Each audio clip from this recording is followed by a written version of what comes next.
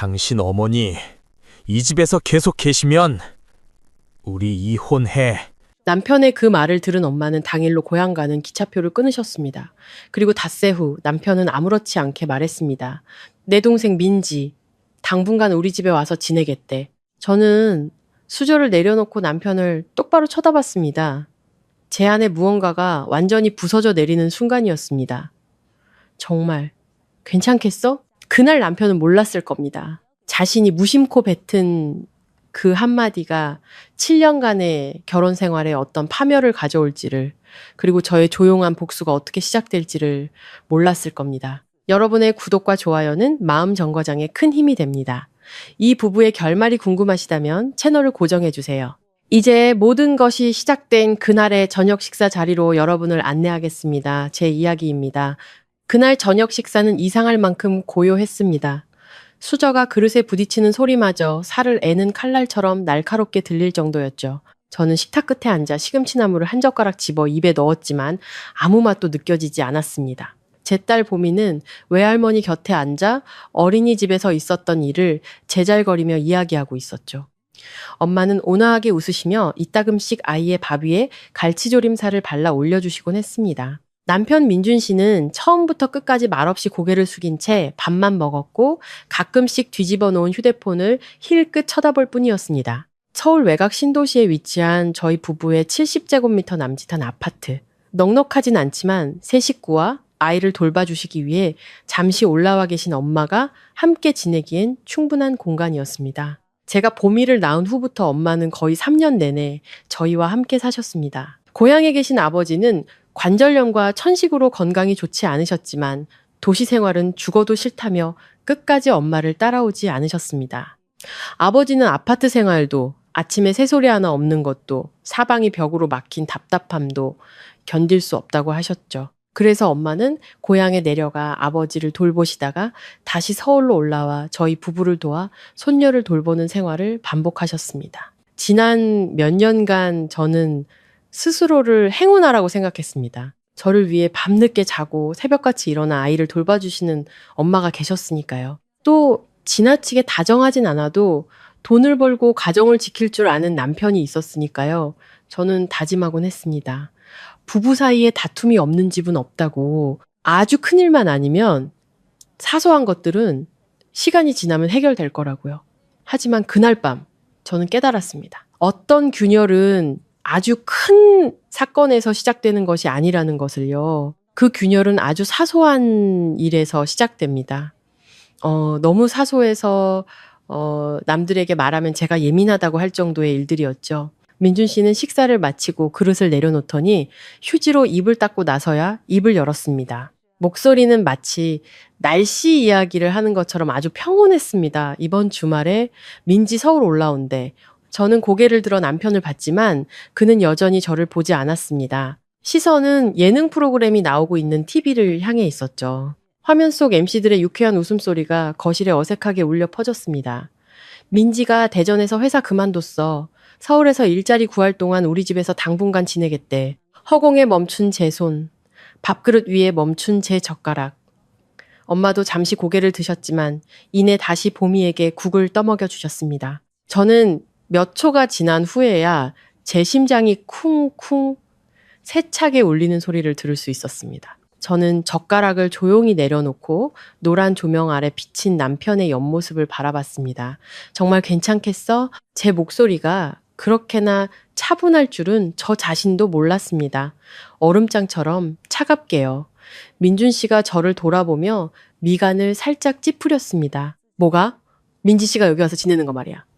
그는 마치 제가 아주 이상한 질문이라도 한 것처럼 저를 쳐다봤습니다. 뭐가 안 괜찮아? 내 동생이잖아. 여기 지리도 잘 모르고 아직 직장도 없는데 밖에서 지내면 돈 많이 들어. 우리 집 방도 하나 남는데 잠깐 지내는 게 뭐 어때서. 저는 대답하지 않고 그저 남편을 오랫동안 바라봤습니다. 지난 7년간의 결혼 생활 내내 봐왔던 얼굴이었습니다. 제가 올바른 사람을 선택했다고 믿게 만들었던 얼굴. 결혼식 날 제 손을 다정하게 잡아주던, 분만실 밖에서 밤새 저를 기다려주던, 갓 태어난 딸을 품에 안고 눈물이 그렁그렁해질 때까지 웃던 그 얼굴. 그런데 지금 제 앞에 앉아있는 그는 너무나 익숙하면서도 낯설게 느껴졌습니다. 마치 제 기억 속 가장 따뜻했던 부분과는 아무 상관없는 아주 먼 사람처럼요. 그날 저녁 식사는 원래 아주 평범하게 시작됐었습니다. 엄마는 제가 좋아하는 된장찌개와 시금치나물, 갈치조림을 해주셨죠. 보미는 맛있게 밥을 먹으며 오늘 어린이집에서 참 잘했어요 스티커를 받았다고 자랑했습니다. 엄마는 눈이 안 보일 정도로 활짝 웃으시며 조카의 이야기를 들어주면서 새우 중 가장 큰 놈을 까서 아이 밥그릇에 놓아주셨습니다. 그때만 해도 민준 씨는 편안해 보였습니다. 아이에게 갈치살을 발라주며 목에 걸리니 천천히 씹으라고 말해주기도 했죠. 그 모습만 본다면 누구도 이 집에 조용한 폭풍이 몰아치고 있다고는 생각하지 못했을 겁니다. 식사가 끝나고 저는 엄마를 도와 상을 치우려고 일어섰습니다. 엄마는 언제나처럼 제 손을 살짝 밀치셨죠. 봄이랑 가서 놀아. 엄마가 할 수 있어. 제가 뭐라고 하기도 전에 엄마는 재빨리 그릇들을 부엌으로 옮기셨습니다. 지난 몇 년간 엄마는 늘 그러셨습니다. 집에서 가장 먼저 일어나고 가장 늦게 잠자리에 드셨죠. 아이 등하원부터 요리, 빨래, 청소, 그리고 보미의 작은 옷 하나하나를 개는 일까지 모든 것을 완벽하게 해내셨습니다. 가끔 제가 쉬시라고 시간제 도우미를 부르자고 해도 엄마는 그저 웃으시며 말씀하셨습니다. 내가 건강할 때 해야 우리 딸 고생을 덜지. 저는 거실로 나와 딸과 함께 앉았습니다. 보미는 나무 블록으로 작은 집을 만들며 연신 외쳤습니다. 엄마, 이건 내 집. 엄마 집, 외할머니 집이야. 저는 웃었지만 목구멍이 꽉 막히는 기분이었습니다. 부엌에서는 물 흐르는 소리가 들려왔습니다. 엄마는 설거지를 아주 꼼꼼하게 하셨죠. 너무 꼼꼼해서 제가 가끔 물 낭비라고 놀릴 정도였습니다. 그럴 때마다 엄마는 온화하게 웃으며 말씀하셨습니다. 우리 새끼들 입에 들어가는 건데 깨끗해야지. 저는 거실에 앉아 냄비와 그릇이 부딪히는 소리, 행주가 싱크대를 닦는 소리, 그리고 찬장문이 열리고 닫히는 소리를 들었습니다. 이 모든 소리는 제게 너무나 익숙한 늙고 헌신적인 한 여인의 손길이 지켜내는 가정의 리듬이었습니다. 잠시 후 엄마가 낡은 갈색 앞치마를 벗어걸고 나오셨습니다. 이마에는 땀이 송골송골 맺혀 있었죠. 저는 숱이 많이 줄어든 엄마의 검은 머리카락 사이에 섞인 흰머리 몇 가닥을 보았습니다. 어째서인지 가슴이 철렁 내려앉았습니다. 그때 민준 씨가 물을 마시러 부엌 쪽으로 걸어갔습니다. 그는 잠시 멈칫하더니 무언가 생각난 듯 안으로 들어가 방금 끈 부엌 등을 다시 켰습니다. 어머니, 솔직히 말씀드리면 이렇게 정리하시면 안 되죠. 목소리가 크진 않았지만 마치 차가운 타일 바닥에 쇠막대기를 내리치는 것처럼 딱딱했습니다. 엄마는 거실 한가운데서 걸음을 멈추고 돌아보셨습니다. 응? 왜 그러니? 민준 씨는 싱크대 근처 스테인리스 상판을 손으로 가리켰습니다. 가장자리에 미처 닦이지 않은 얇은 물자국이 조명 아래서 반짝이고 있었습니다. 상판에 물기가 이렇게 남아있으면은 나중에 얼룩져서 또 닦아야 하잖아요. 엄마는 잠시 멍하니 서 계시다가 황급히 다가가셨습니다. 어머, 내가 깜빡했네. 바로 닦을게. 됐습니다. 그는 키친타월 한 장을 뽑아 그 물자국을 빠르게 닦아냈습니다. 그리고는 휴지를 구겨 쓰레기통에 던지며 무심하게 말했습니다. 사소한 일이지만 하실 거면 좀 깔끔하게 하세요. 그는 그 말을 남기고 마치 별일 아니라는 듯 거실로 돌아왔습니다. 저는 얼어붙었고 엄마는 여전히 부엌 입구에 서 계셨습니다. 두 손은 배 앞에서 어색하게 모아져 있었죠. 엄마는 이미 닦여나간 물자국을 바라보셨습니다. 그 눈빛이 너무나 짧고 슬퍼서 저는 차마 오래 쳐다볼 수가 없었습니다. 몇 초 후 엄마는 희미하게 웃으셨습니다. 아주 옅은 미소였죠. 그래, 내가 깜빡했네. 놀고 있던 보미도 갑자기 조용해졌습니다. 아이는 아빠와 외할머니를 번갈아 쳐다보며 방 안의 공기가 무겁게 가라앉았음을 느낀 듯 했습니다. TV 속 예능 프로그램은 여전히 시끄럽고 웃음소리가 가득했지만 집 전체는 보이지 않는 먼지라도 쌓인 것처럼 답답하고 건조했습니다. 저는 말하고 싶었습니다. 그냥 물자국일 뿐이라고, 나중에 닦아도 된다고, 엄마가 아침부터 지금까지 얼마나 많은 일을 하셨냐고, 그렇게 까다롭게 굴지 말라고. 하지만 그 말들은 목구멍까지 차올랐다가 익숙한 감정에 가로막혔습니다. 모든 것을 조용히 넘기고 싶고 삼켜버리고 싶고 이 사소한 일은 곧 지나갈 거라고 믿고 싶은 감정. 이번이 처음이 아니었기 때문입니다. 지난번에는 엄마가 걸레질한 바닥이 덜 말라 미끄러질 뻔했다며 짜증을 냈습니다. 또 한 번은 국이 조금 짜다며 이렇게 먹으면 밤에 물 한 통을 마셔야겠다고 투덜거렸죠. 한 번은 엄마가 실수로 그의 와이셔츠를 평상복과 함께 갠 적이 있었는데 그는 마치 아주 귀찮은 일이라도 생긴 것처럼 하루 종일 중얼거렸습니다. 전부 사소한 일이었습니다. 제가 만약 격하게 반응했다면 오히려 제가 유난스러운 사람이 되었을 겁니다. 하지만 그 사소한 일들은 마치 고운 모래알처럼 제 마음에 하나씩 떨어졌습니다. 처음에는 아프지 않고 그저 거슬릴 뿐이었죠. 하지만 하루하루 쌓이다 보면 어느새 피가 배어나오게 만드는 그런 것들이었습니다. 그날 밤 보미가 잠든 후에야 저는 조용히 엄마의 작은 방 문을 두드렸습니다. 엄마는 아직 주무시지 않고 노란 무드등 아래 침대 머리맡에 앉아 계셨습니다. 앞에는 낡고 어두운 색의 천 가방이 놓여 있었죠. 제 소리를 듣고 엄마는 고개를 드시며 익숙한 미소를 지으셨습니다. 아직 안 잤니? 저는 엄마 곁에 앉았습니다. 매트리스가 살짝 내려앉았죠. 엄마는요? 엄마는 짐 좀 정리하고 있었어. 저는 엄마 손에 들린 천 가방을 보았습니다. 안에는 말린 나물 몇 봉지와 고구마 말랭이, 그리고 거의 다 완성된 노란색 아기 스웨터가 들어있었습니다. 촘촘하고 고른 뜨개질 솜씨였고 가슴 부분에는 흰색 실로 작은 국화꽃이 수놓아져 있었습니다. 엄마, 또 밤늦게 이거 뜨셨어요? 눈 나빠지신다고 너무 무리하지 마시라고 했잖아요. 엄마는 스웨터를 부드럽게 쓰다듬으며 온화하게 말씀하셨습니다. 곧 추워지자니. 우리 봄이 입히려고. 피부가 하얘서 노란색 입으면 참 예쁠 거야. 저는 그 스웨터를 들어 올리자 코끝이 찡해졌습니다.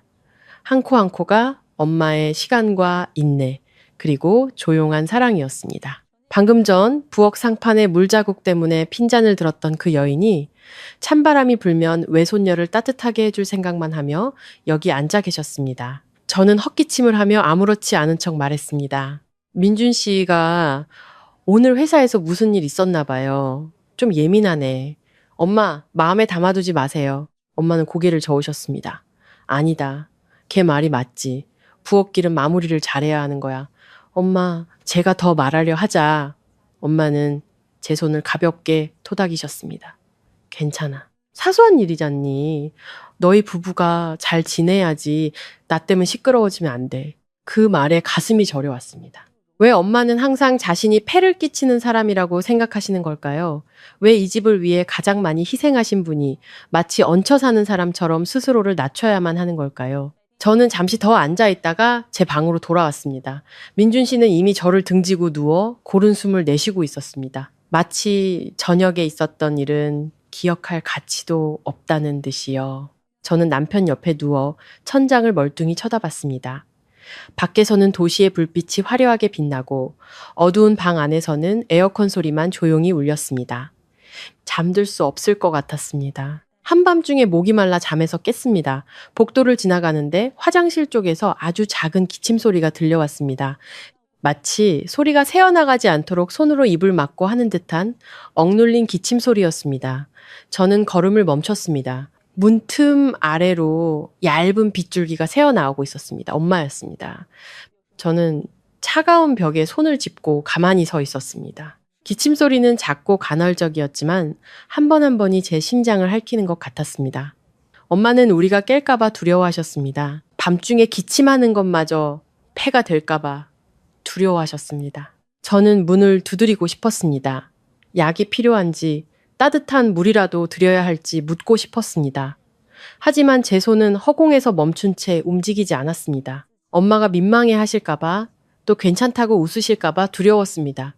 그 말을 한 번 더 들으면 제가 울음을 터뜨릴 것 같았기 때문입니다. 잠시 후 물 내리는 소리가 들리고 불이 꺼졌습니다.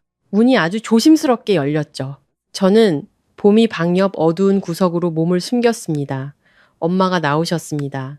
낡은 잠옷 차림에 등이 살짝 굽고 깡마른 몸이었습니다. 엄마는 아주 조심스럽게 마치 남의 집을 걷는 것처럼 사뿐사뿐 걸으셨습니다. 그 순간 저는 온몸이 차갑게 식는 것을 느꼈습니다. 창문 틈으로 들어오는 바람 때문이 아니었습니다. 제가 그동안 보금자리라고 믿어왔던 이 집에서 엄마가 숨을 죽여야만 존재할 수 있는 사람이라는 것을 처음으로 깨달았기 때문입니다. 다음날 아침 저는 평소보다 조금 늦게 일어났습니다. 방을 나서자 아파트 안에는 이미 고소한 된장찌개 냄새가 가득했습니다.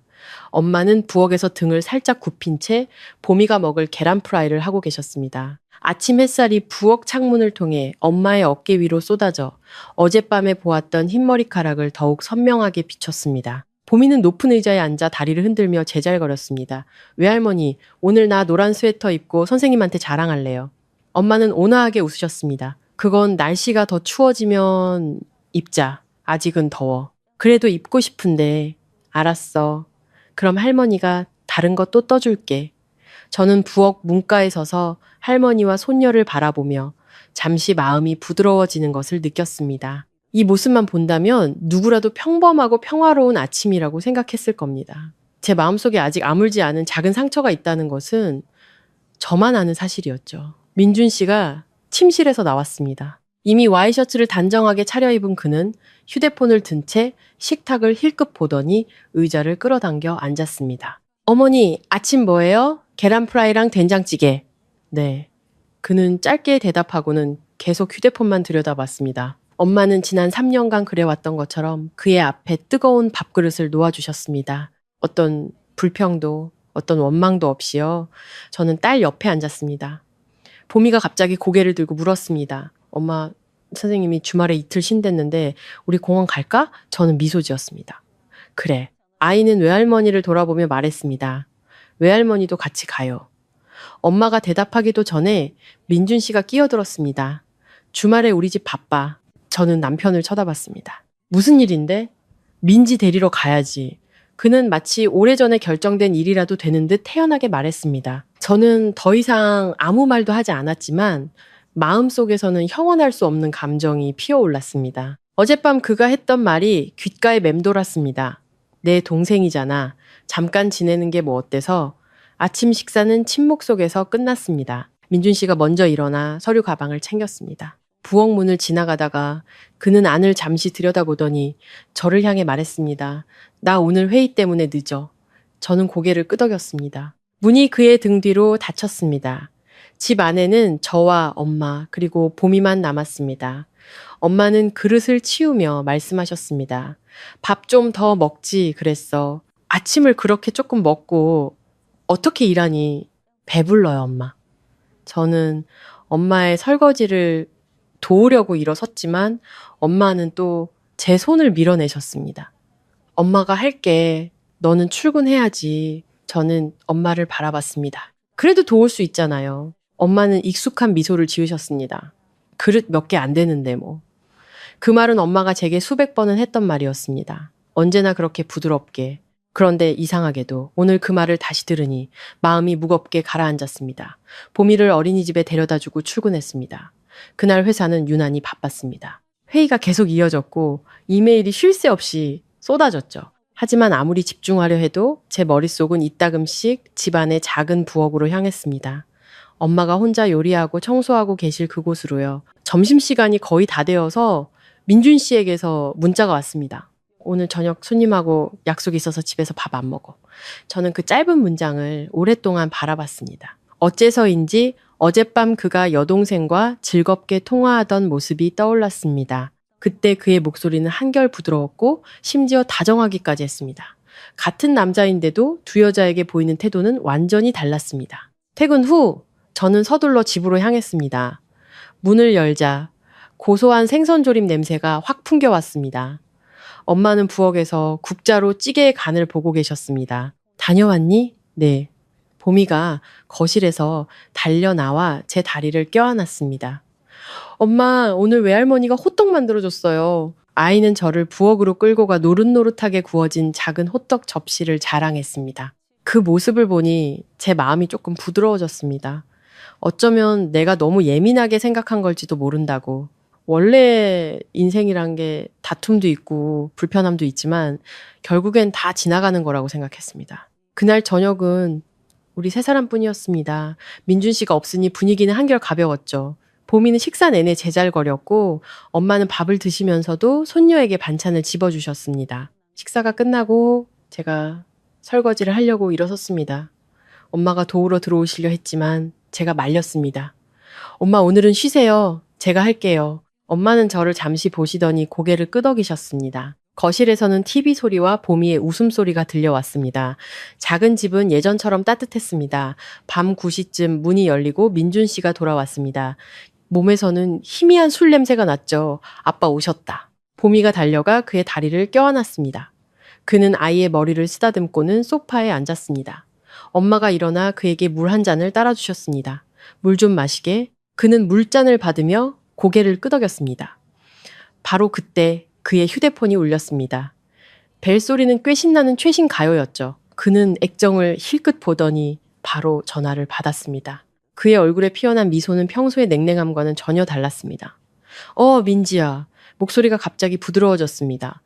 그냥 올라와. 오빠가 다 알아서 할게. 저는 멀지 않은 곳에서 여전히 행주를 든 채 서 있었습니다. 수화기 너머의 목소리는 들리지 않았지만 애교 섞인 웃음소리는 희미하게 들려왔습니다. 민준 씨가 말을 이었습니다.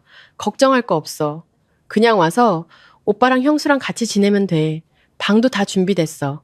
그는 웃으며 소파에 등을 기댔습니다. 일은 천천히 구하면 되지. 내가 아는 사람들한테 물어봐 줄 수 있어. 엄마는 조용히 물컵을 테이블에 내려놓고 보미에게로 돌아가셨습니다. 그리고는 마치 아무것도 듣지 못한 것처럼 바닥에 앉아 아이의 퍼즐 맞추는 것을 도와주셨습니다. 저는 여전히 행주를 든 채 가만히 서 있었습니다. 그의 전화통화 내용 중 한 문장이 제 귀에 똑똑히 박혔습니다. 우리 집인데 뭐, 그냥 내 집이라고 생각해.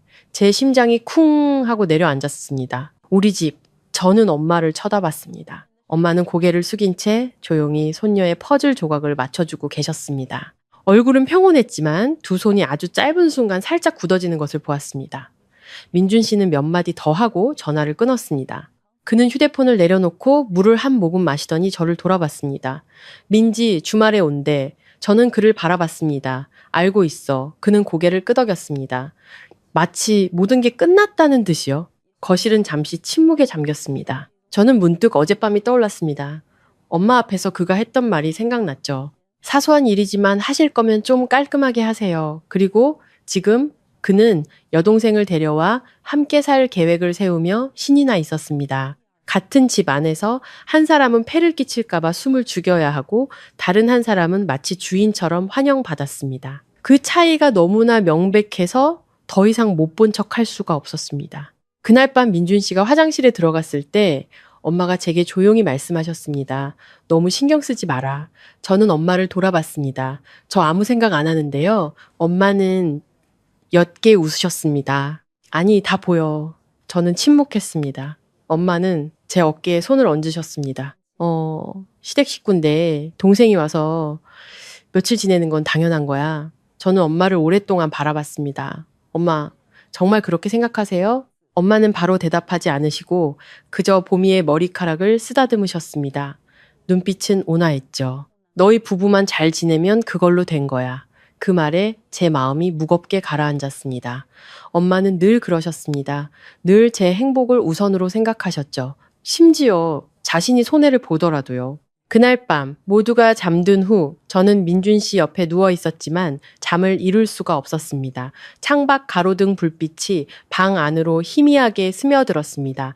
저는 천장을 바라보며 지난 3년간 있었던 사소한 일들을 하나씩 떠올렸습니다. 엄마의 마음에 조금씩 상처를 냈던 비난들, 미간을 찌푸리던 순간들, 무심코 뱉었던 말들, 그리고 이제 새로운 사람이 이 집에 들어오려 하고 있었습니다.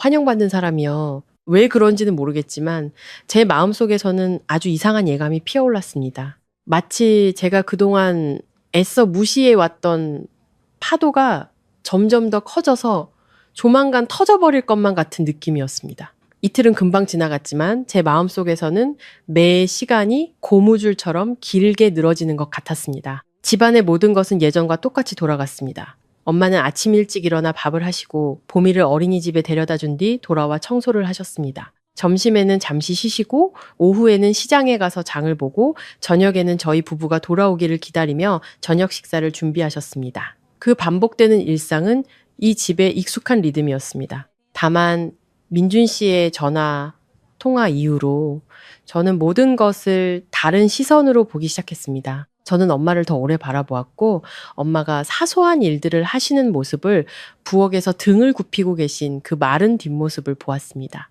그리고 볼수록 마음이 더 무거워졌습니다. 금요일 아침 제가 출근 준비를 할 때 민준 씨가 신발을 신으며 말했습니다. 내일 오후에 내가 역으로 민지 데리러 갈게.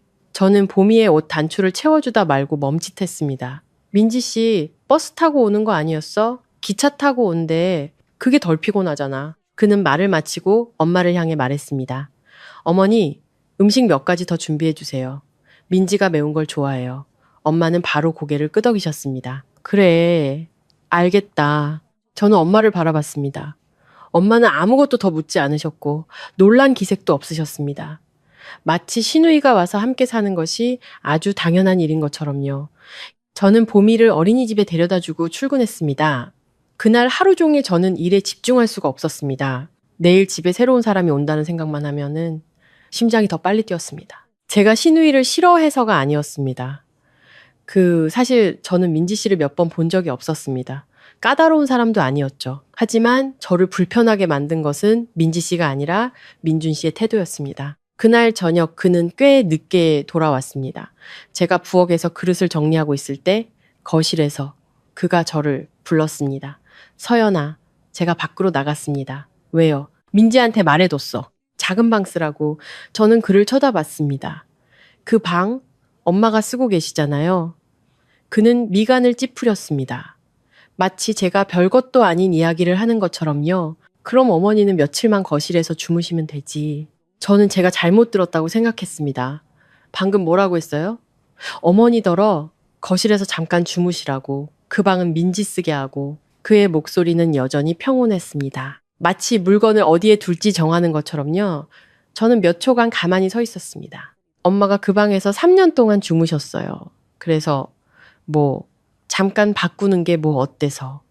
그는 어깨를 으쓱했습니다.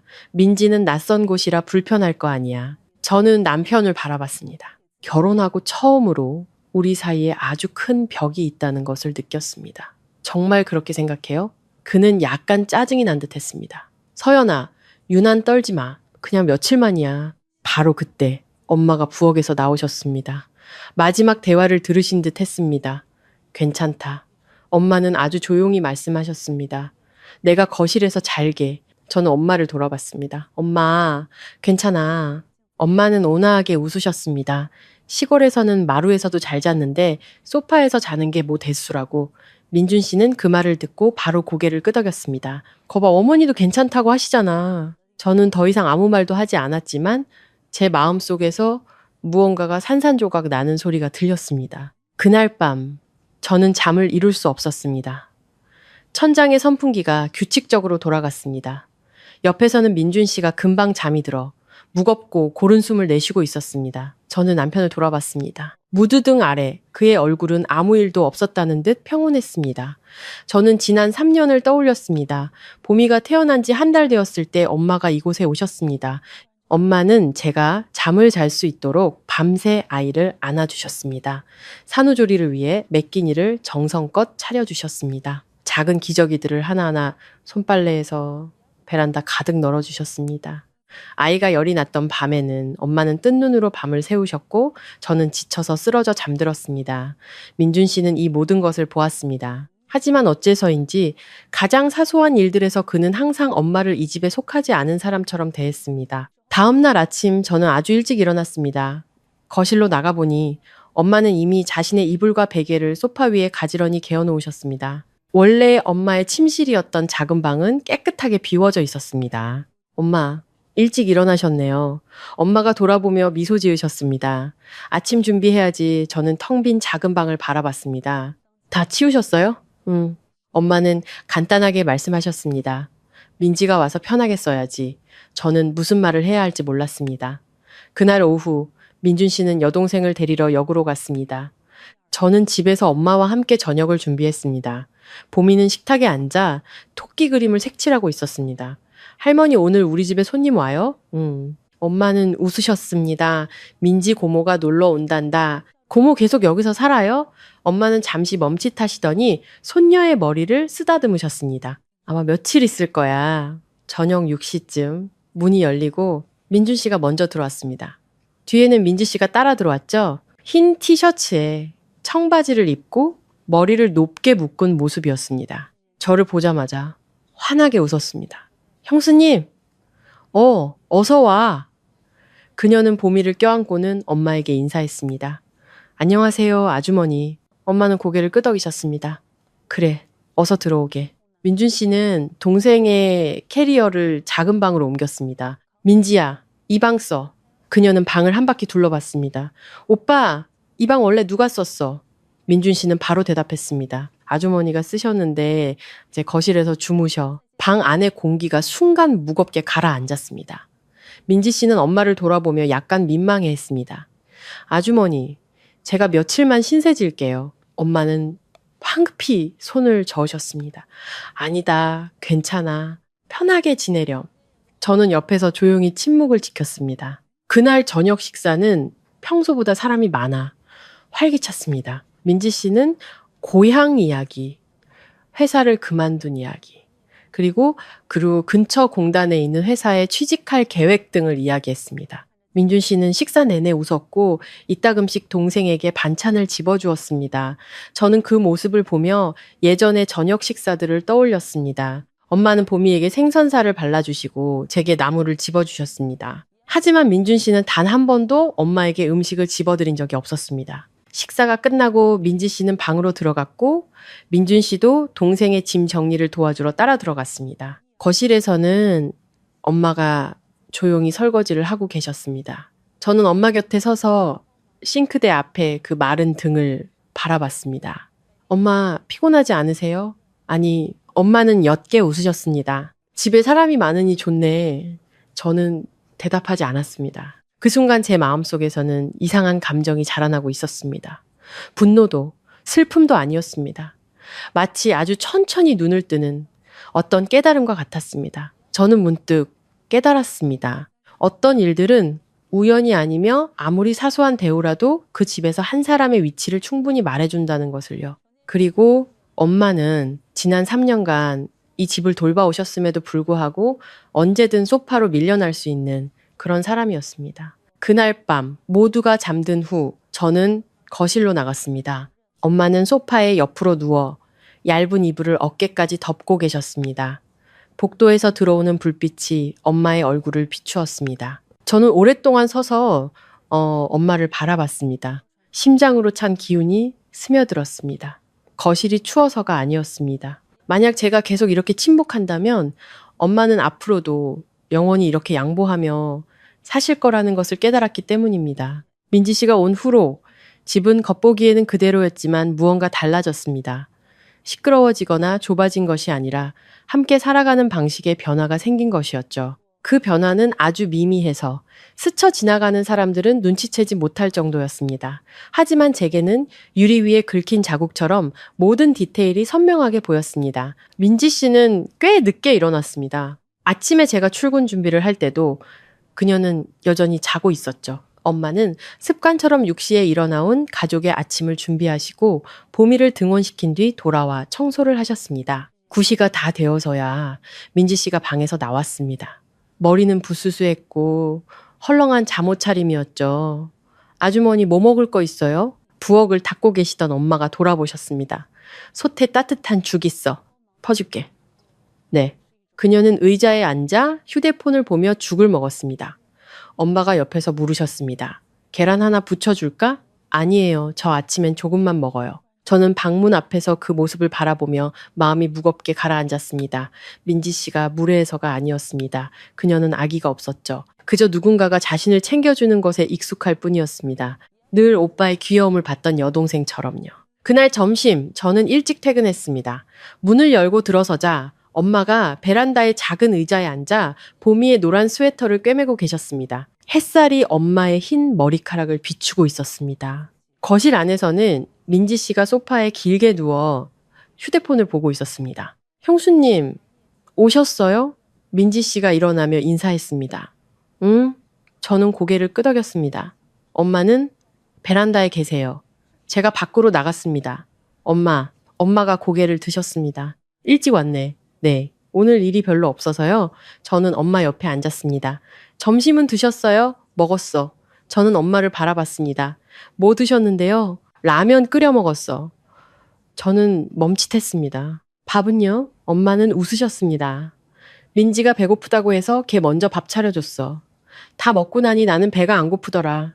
저는 거실 안을 쳐다봤습니다. 민지 씨는 여전히 휴대폰을 보고 있었습니다. 다리를 의자 팔걸이에 올린 채 베란다에서의 대화는 전혀 모르는 듯 했습니다. 잠시 후 민준 씨가 돌아왔습니다. 집에 들어서자마자 그는 물었습니다. 민지 어딨어? 거실에. 그는 곧장 안으로 들어갔습니다. 밥 먹었어? 민지 씨가 고개를 저었습니다. 아니, 아까 먹었어. 일은 알아봤고 보고 있어. 두 사람은 한참 동안 이야기를 나눴습니다. 저는 민준 씨가 친구를 통해 민지 씨를 근처 공단 회사에 소개해주겠다는 말을 얼핏 들었습니다. 그날 저녁 엄마는 아주 많은 음식을 하셨습니다. 생선조림, 호박찌개, 제육볶음, 그리고 김치까지. 민지 씨는 아주 맛있게 먹으며 칭찬했습니다. 아주머니 음식 정말 잘하시네요. 엄마는 웃으셨습니다. 시골에서 하던 솜씨라 그래. 민준 씨도 그 말을 듣고 고개를 끄덕였습니다. 어머니가 음식은 잘하시지. 칭찬처럼 들렸지만 그의 목소리에는 어딘가 무심함이 묻어 있었습니다. 식사가 끝나고 엄마는 여느 때처럼 설거지를 하러 일어나셨습니다. 민지 씨는 친구와 통화하러 방으로 들어갔고 민준 씨는 TV를 봤습니다. 제가 부엌으로 들어갔습니다. 엄마, 제가 할게요. 아니다. 가서 쉬어라. 괜찮아요. 저는 엄마의 손에서 그릇을 받아들었습니다. 엄마 좀 쉬세요. 엄마는 저를 잠시 보시더니 조용히 고개를 끄덕이셨습니다. 하지만 제가 설거지를 마치고 거실로 나갔을 때 엄마는 이미 소파에 누워 계셨습니다. 어느새 잠이 드신 것 같았죠. 얇은 이불이 가슴까지 덮여 있었고 한 손은 이마에 얹혀 있었습니다. 저는 오랫동안 엄마를 바라봤습니다. 3년 전 보미가 갓 태어났을 때 엄마가 이곳에 오셨습니다. 그때 이 집은 텅 비고 어수선했습니다. 엄마는 이곳을 진정한 집으로 만들어주신 분이었습니다. 부엌 구석구석, 수건 한 장, 이불 한 채 모두 엄마의 손길이 닿은 것들이었습니다. 그런데 지금 엄마는 거실의 작은 소파에서 몸을 웅크리고 잠들어 계셨습니다. 그날 밤 저는 또 잠을 이루지 못했습니다. 자정쯤 익숙한 기침 소리가 들려왔습니다. 아주 작은 며칠 전과 같은 소리. 엄마라는 것을 바로 알 수 있었습니다. 저는 복도로 나갔습니다. 화장실 문은 살짝 열려 있었고 노란 불빛이 새어나오고 있었습니다. 목구멍에서 억지로 참아내는 듯한 기침 소리가 간헐적으로 들렸습니다. 저는 문 밖에서 심장이 쥐어짜이는 듯한 고통을 느끼며 서 있었습니다. 잠시 후 문이 열리고 엄마가 작은 수건을 손에 들고 나오셨습니다. 저를 보고는 깜짝 놀라셨죠. 아직 안 잤니? 목이 말라서요. 저는 거짓말을 했습니다. 기침 많이 하시는데 약 안 드세요? 괜찮아. 엄마는 옅게 웃으셨습니다.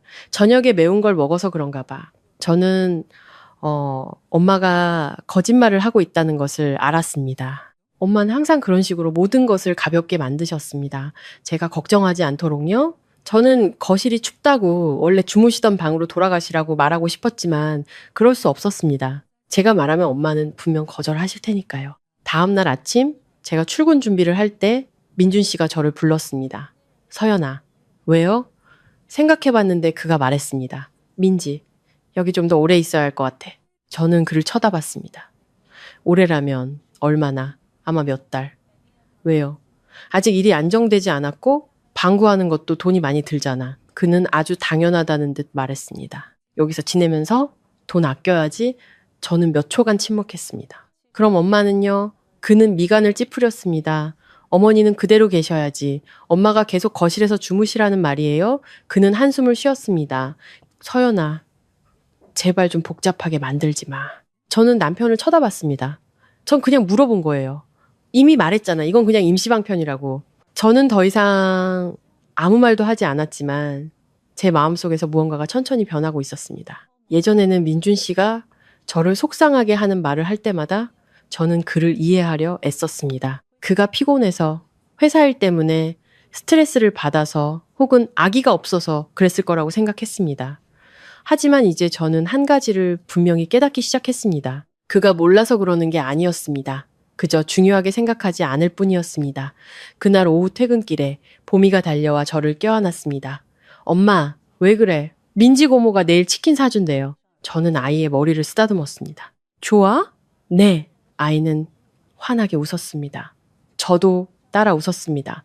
하지만 고개를 들었을 때 부엌에서 저희를 바라보는 엄마의 모습이 보였습니다. 눈빛은 온화했지만 어딘가 쓸쓸함이 묻어 있었습니다. 그 순간 저는 깨달았습니다. 제가 계속 침묵한다면 모든 것은 이대로 계속될 것이고 가장 큰 상처를 받는 사람은 결국 엄마일 거라는 것을요. 민지 씨가 온 후 집안의 분위기는 그대로인 듯 했지만 생활의 리듬은 조용히 변해갔습니다. 그 변화는 시끄럽거나 폭발적이지 않았습니다. 마치 땅 밑을 흐르는 지하수처럼 아주 느리게 흘렀죠. 하지만 저는 그 변화를 점점 더 뚜렷하게 느꼈고 깨달을 때마다 가슴이 조금씩 조여왔습니다. 민지 씨는 이 집 생활에 금방 익숙해졌습니다. 아침에는 늦잠을 잤고 엄마는 항상 소태 아침 식사를 준비해 두셨습니다. 어떤 날은 따뜻한 죽이었고 어떤 날은 계란을 넣은 토스트였습니다. 민지 씨는 보통 급하게 아침을 먹고는 인터넷으로 일자리를 찾아본다며 방으로 들어가곤 했습니다. 가끔 베란다에서 친구들과 큰 소리로 통화하며 웃기도 했죠. 엄마는 여전하셨습니다. 아침부터 저녁까지 요리하고 빨래하고 청소하고 보미를 돌보셨습니다. 민지 씨가 온 후로 일은 더 많아졌지만 엄마는 단 한마디의 불평도 하지 않으셨습니다. 월요일 오후 저는 평소보다 일찍 퇴근했습니다. 문을 열고 들어서자 부엌에서 민지 씨의 목소리가 들려왔습니다. 아주머니, 저 생선조림은 안 먹어요. 입에 잘 안 맞아서요. 엄마는 부엌에서 국자를 든 채 서 계셨습니다. 그럼 계란이라도 부쳐줄까? 네, 감사합니다. 저는 부엌 문가에 서서 그 광경을 바라봤습니다. 솥에서는 생선조림이 끓고 있었습니다. 제가 좋아하는 음식이라 엄마가 특별히 해주신 것이었죠. 하지만 민지 씨의 한마디에 엄마는 즉시 프라이팬을 꺼내 계란을 부치셨습니다. 제가 안으로 들어갔습니다, 엄마. 엄마가 돌아보셨습니다. 다녀왔니? 네. 저는 프라이팬에서 지글거리는 계란을 보았습니다. 뭐 하세요? 민지 계란 부쳐주려고. 엄마는 아주 자연스럽게 말씀하셨습니다. 생선조림은 잘 못 먹는다네. 옆에 서 있던 민지 씨는 약간 민망해했습니다. 형수님, 오해하지 마세요. 제가 생선을 별로 안 좋아해서 그래요. 저는 고개를 끄덕였습니다. 괜찮아. 하지만 제 마음속에서는 이상한 감정이 솟아올랐습니다. 민지 씨에게 화가 난 것이 아니라 이 부엌에서 벌어지는 모든 상황에 화가 났습니다. 그날 저녁 민준 씨가 일찍 돌아왔습니다. 그는 식탁에 앉아 여동생에게 물었습니다. 오늘 내가 소개해준 곳에 전화해봤어? 네, 해봤어요. 민지 씨가 대답했습니다. 다음 주에 면접 보러 오라고 하던데요. 그래, 한번 가봐. 그는 민지 씨에게 계란 한 조각을 집어주며 말했습니다. 먹어. 저는 그 모습을 보며 한 가지 사실을 문득 깨달았습니다. 지난 3년간 엄마가 이곳에 사시는 동안 민준 씨는 단 한 번도 엄마에게 반찬을 집어드린 적이 없었습니다. 식사가 끝나고 엄마가 상을 치우러 일어나셨습니다. 저도 따라 일어섰죠. 제가 설거지 할게요. 아니다. 엄마가 말씀하셨습니다. 가서 쉬어. 민지 씨는 소파에 앉아 휴대폰을 보고 있었습니다. 아주머니, 제가 할게요. 엄마는 황급히 손을 저었습니다. 아니다. 아니다. 너는 쉬어라. 저는 두 사람을 보았습니다. 한 사람은 예의상 하는 말이었고 다른 한 사람은 황급히 거절했습니다. 하지만 결국 설거지를 하는 사람은 엄마였습니다. 그날 밤 모두가 잠든 후 저는 물을 마시러 거실로 나갔습니다. 엄마는 소파에 앉아 여전히 뜨개질하던 노란 스웨터를 손에 들고 계셨습니다. 엄마 아직 안 주무셨어요? 이거 조금만 더 뜨고. 엄마는 조용히 말씀하셨습니다. 제가 엄마 옆에 앉았습니다. 엄마 피곤하지 않으세요? 아니, 엄마는 미소 지으셨습니다. 조카가 있으니 집이 활기차고 좋네. 저는 엄마의 손을 보았습니다. 가늘고 마른 손가락이 능숙하게 털실을 엮고 있었습니다. 엄마, 저는 망설였습니다. 불편하지 않으세요? 엄마는 잠시 손을 멈추셨습니다. 뭐가? 방문제요. 제가 작게 말했습니다. 엄마는 몇 초간 침묵하셨습니다. 아니, 괜찮아. 엄마가 대답하셨습니다. 누울 자리만 있으면 됐지 뭐. 저는 엄마를 돌아봤습니다. 솔직하게 말씀해 주세요. 엄마는 가볍게 한숨을 쉬셨습니다. 서연아, 엄마는 제 손 위에 당신의 손을 얹으셨습니다. 너무 신경 쓰지 마라. 시댁 식구인데 동생이 와서 지내는 건 당연한 거야. 저는 고개를 숙였습니다. 그래도 엄마는 괜찮아. 엄마는 웃으셨습니다. 거실도 시원하고 좋아. 저는 엄마가 모든 것을 가볍게 만들려 애쓰고 있다는 것을 알았습니다. 하지만 그 가벼움이 오히려 제 마음을 더 무겁게 짓눌렀습니다. 일주일 후 민지 씨는 여전히 출근하지 않았습니다. 면접 결과를 기다리고 있다고 했죠. 낮에는 집에 있거나 친구를 만나러 외출했습니다. 엄마는 여전히 온 가족의 식사를 책임지셨습니다. 토요일 아침, 제가 청소를 하고 있을 때 민지 씨의 목소리가 들렸습니다. 아주머니, 왜 그러니? 제 옷 세탁 다 됐어요? 응, 다 됐어. 가져다 줄게. 엄마는 화장실로 들어가 옷을 가져오셨습니다. 저는 거실에서 그 모습을 지켜봤습니다. 잠시 후 엄마는 깔끔하게 갠 옷가지를 가져다 주셨습니다. 민지 씨는 옷을 받아들고 살펴보더니 말했습니다. 아주머니, 이 옷은 이렇게 널면 안 돼요. 목 늘어나요. 엄마는 잠시 멈칫하셨습니다. 아, 그랬구나. 몰랐네. 다음부터는 가로로 널어줄게. 네, 엄마는 고개를 끄덕이셨습니다. 저는 모든 대화를 똑똑히 들었습니다. 제 마음속에서 짜증이 치밀어 올랐습니다. 그 말이 너무 심해서가 아니었습니다. 아주 평범한 말이었습니다. 하지만 저를 화나게 한 것은 엄마가 마치 지적받는 가사도우미처럼 고개를 끄덕이면서 계셨다는 사실이었습니다. 그날 저녁 보미가 잠든 후 저는 민준 씨와 이야기했습니다. 민준 씨, 민지 씨, 빨리 일자리 구해야 할 것 같아요. 그는 저를 쳐다봤습니다. 지금 찾고 있잖아. 하지만 계속 집에만 있잖아요. 그는 미간을 찌푸렸습니다. 서연아, 무슨 말이 하고 싶은 거야? 저는 심호흡을 했습니다. 그냥 우리 집이 넓은 것도 아니고. 그래서? 그가 물었습니다. 민지 씨가 너무 오래 있으면 불편할 것 같아요. 그는 한숨을 쉬었습니다. 또 시작이네. 그는 단호하게 말했습니다. 솔직히 말할게. 목소리가 약간 높아졌습니다. 걔 내 동생이야. 잠깐 지내는 게 뭐 그리 대수야? 저는 침묵했습니다. 그는 저를 잠시 보더니 덧붙였습니다. 제발 좀 까다롭게 굴지 마. 그 말에 온몸이 차갑게 식었습니다. 저는 남편을 돌아봤습니다.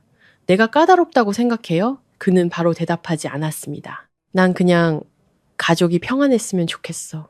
저는 헛웃음을 터뜨렸습니다. 아주 가벼운 웃음이었습니다. 제 마음속에서 한 가지 사실이 분명해졌습니다. 그의 눈에는 제가 모든 것을 복잡하게 만드는 사람이었고 엄마에게 벌어지는 일들은 마치 존재하지 않는 것처럼 보였습니다. 그날 밤 저는 오랫동안 잠들지 못했습니다. 거실에서는 엄마가 여전히 작은 소파에 누워 계셨습니다. 저는 엄마가 아주 조용히 뒤척이는 소리를 들었습니다. 그 순간 저는 깨달았습니다. 제가 그동안 침묵했던 것은 인내가 아니었습니다.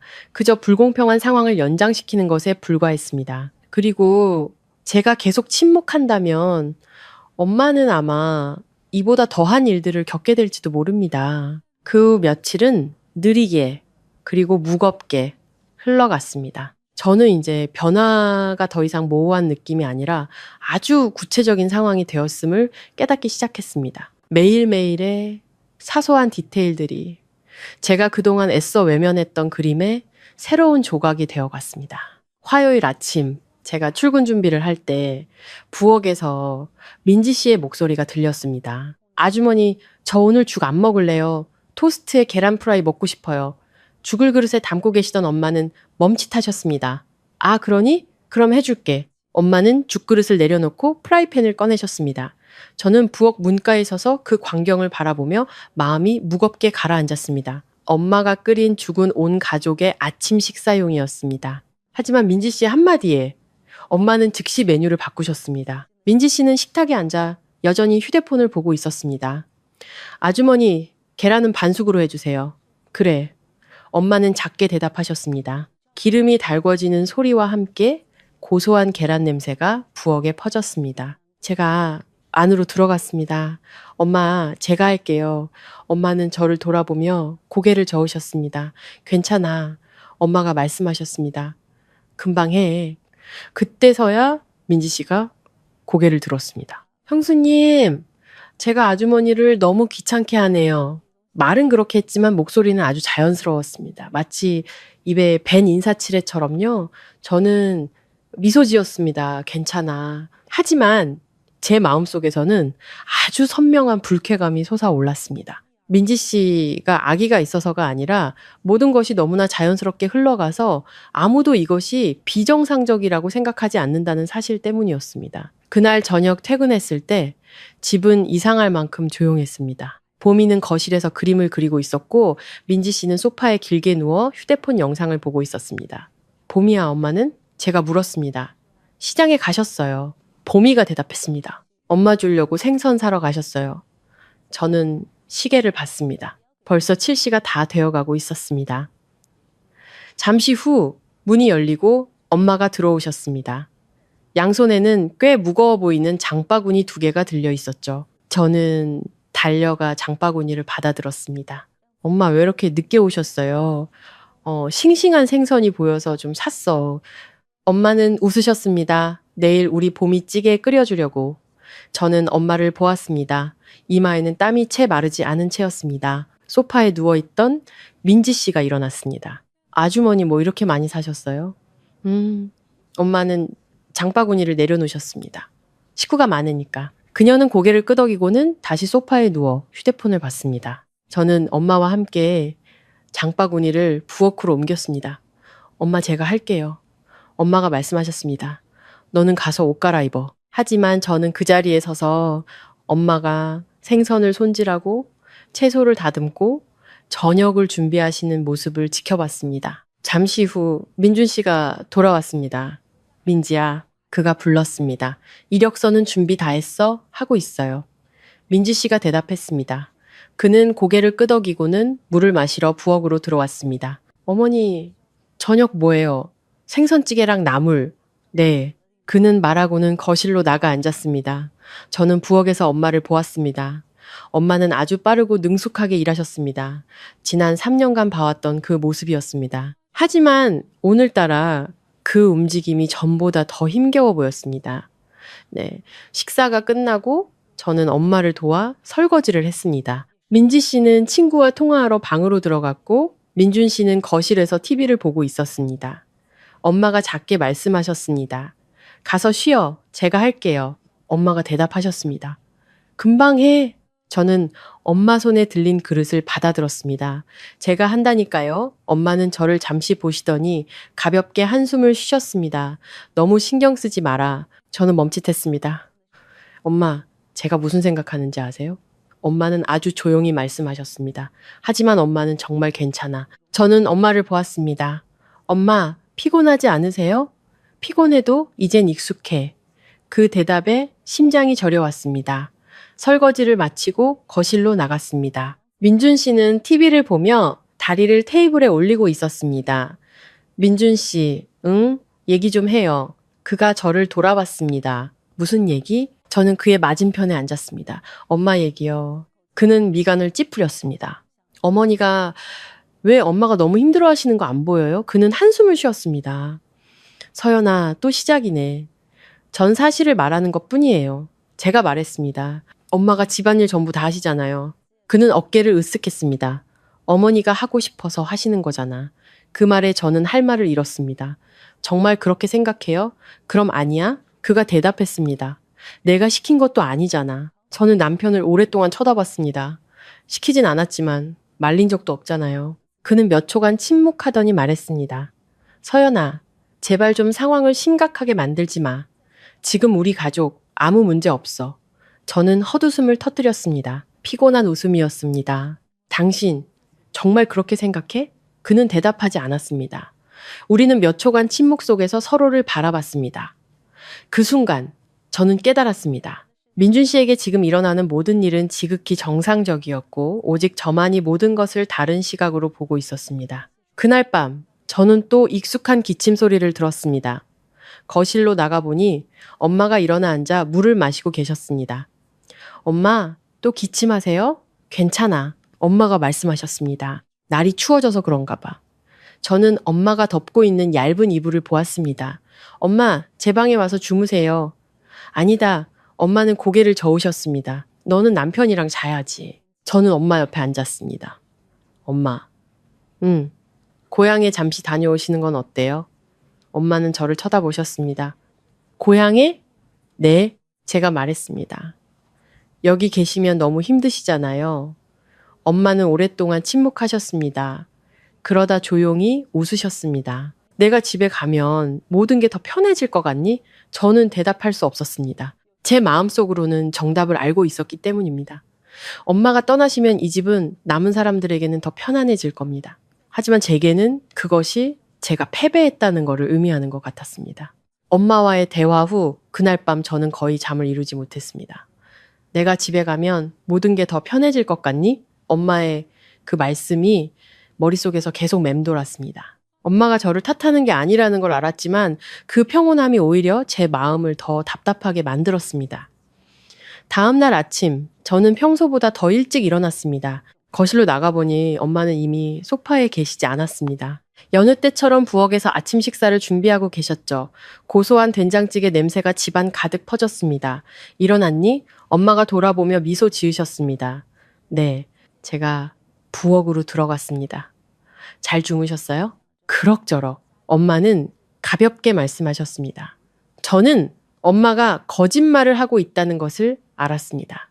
작은 소파와 얇은 이불로는 어르신이 편히 주무실 수 없으니까요. 방에서 민지 씨가 나왔습니다. 머리를 대충 묶고 손에는 여전히 휴대폰을 들고 있었죠. 아주머니, 저 오늘 면접 보러 가요. 그래? 엄마는 기뻐하셨습니다. 아침 먹고 가렴. 저는 토스트면 돼요. 그래, 바로 해줄게.